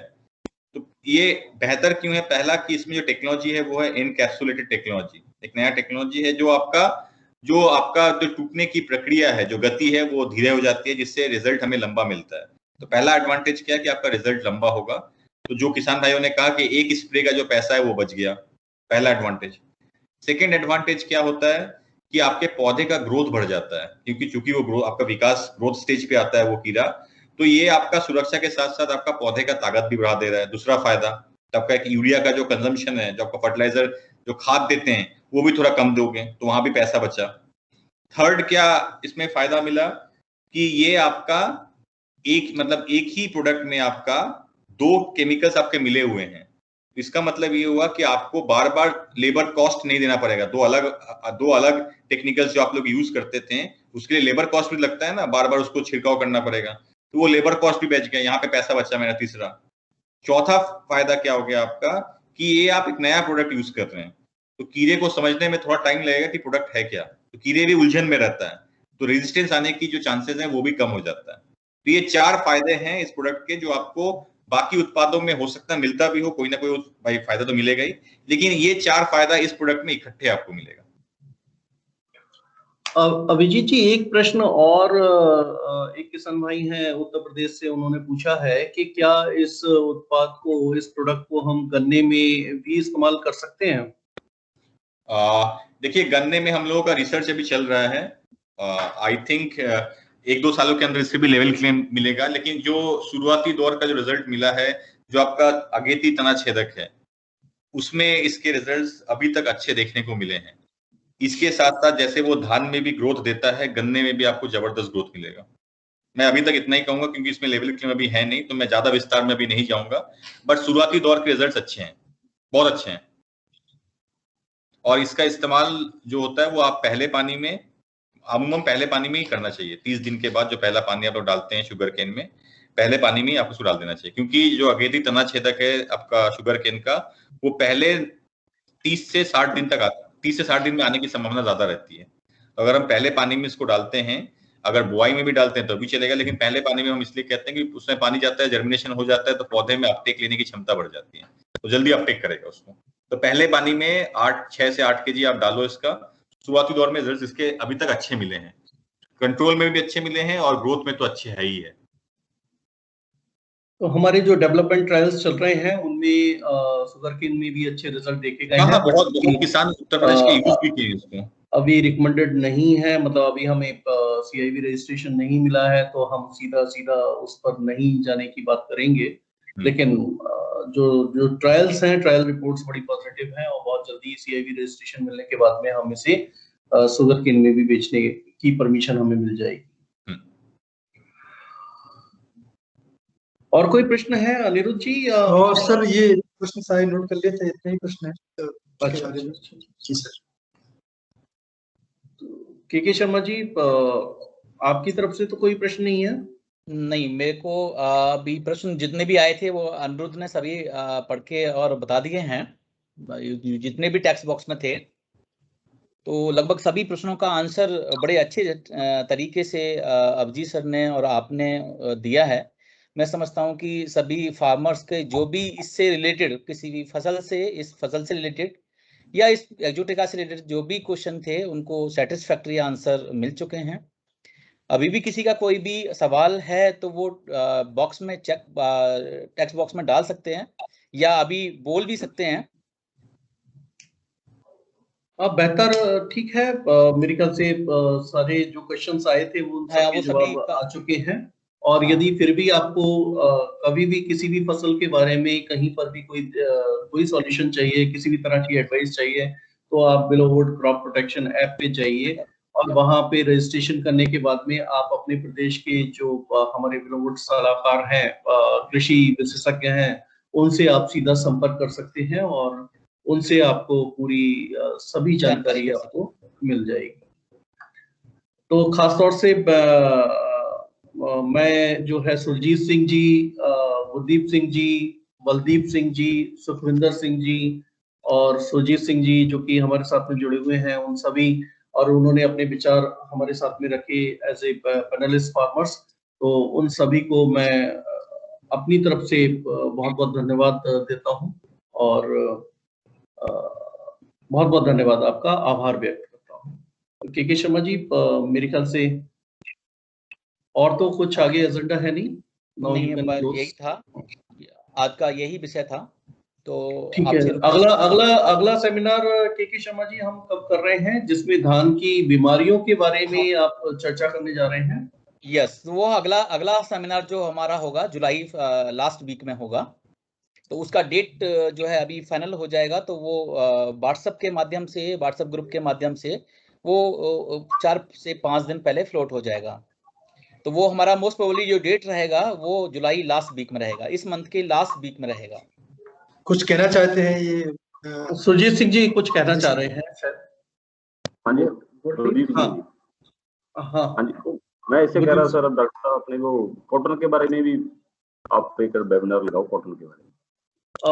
बिल्कुल, कॉटन कपास के बारे में भी हम जरूर एक इस तरह से परिचर्चा जरूर रखेंगे।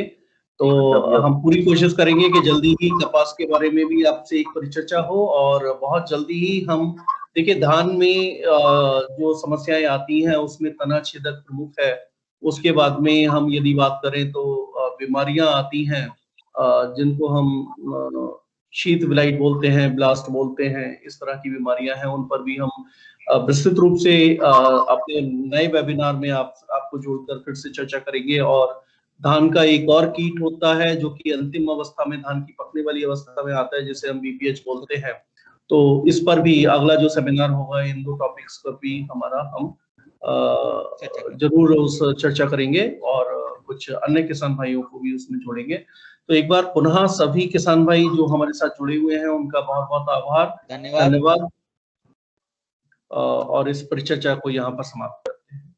Thank you very much. धन्यवाद।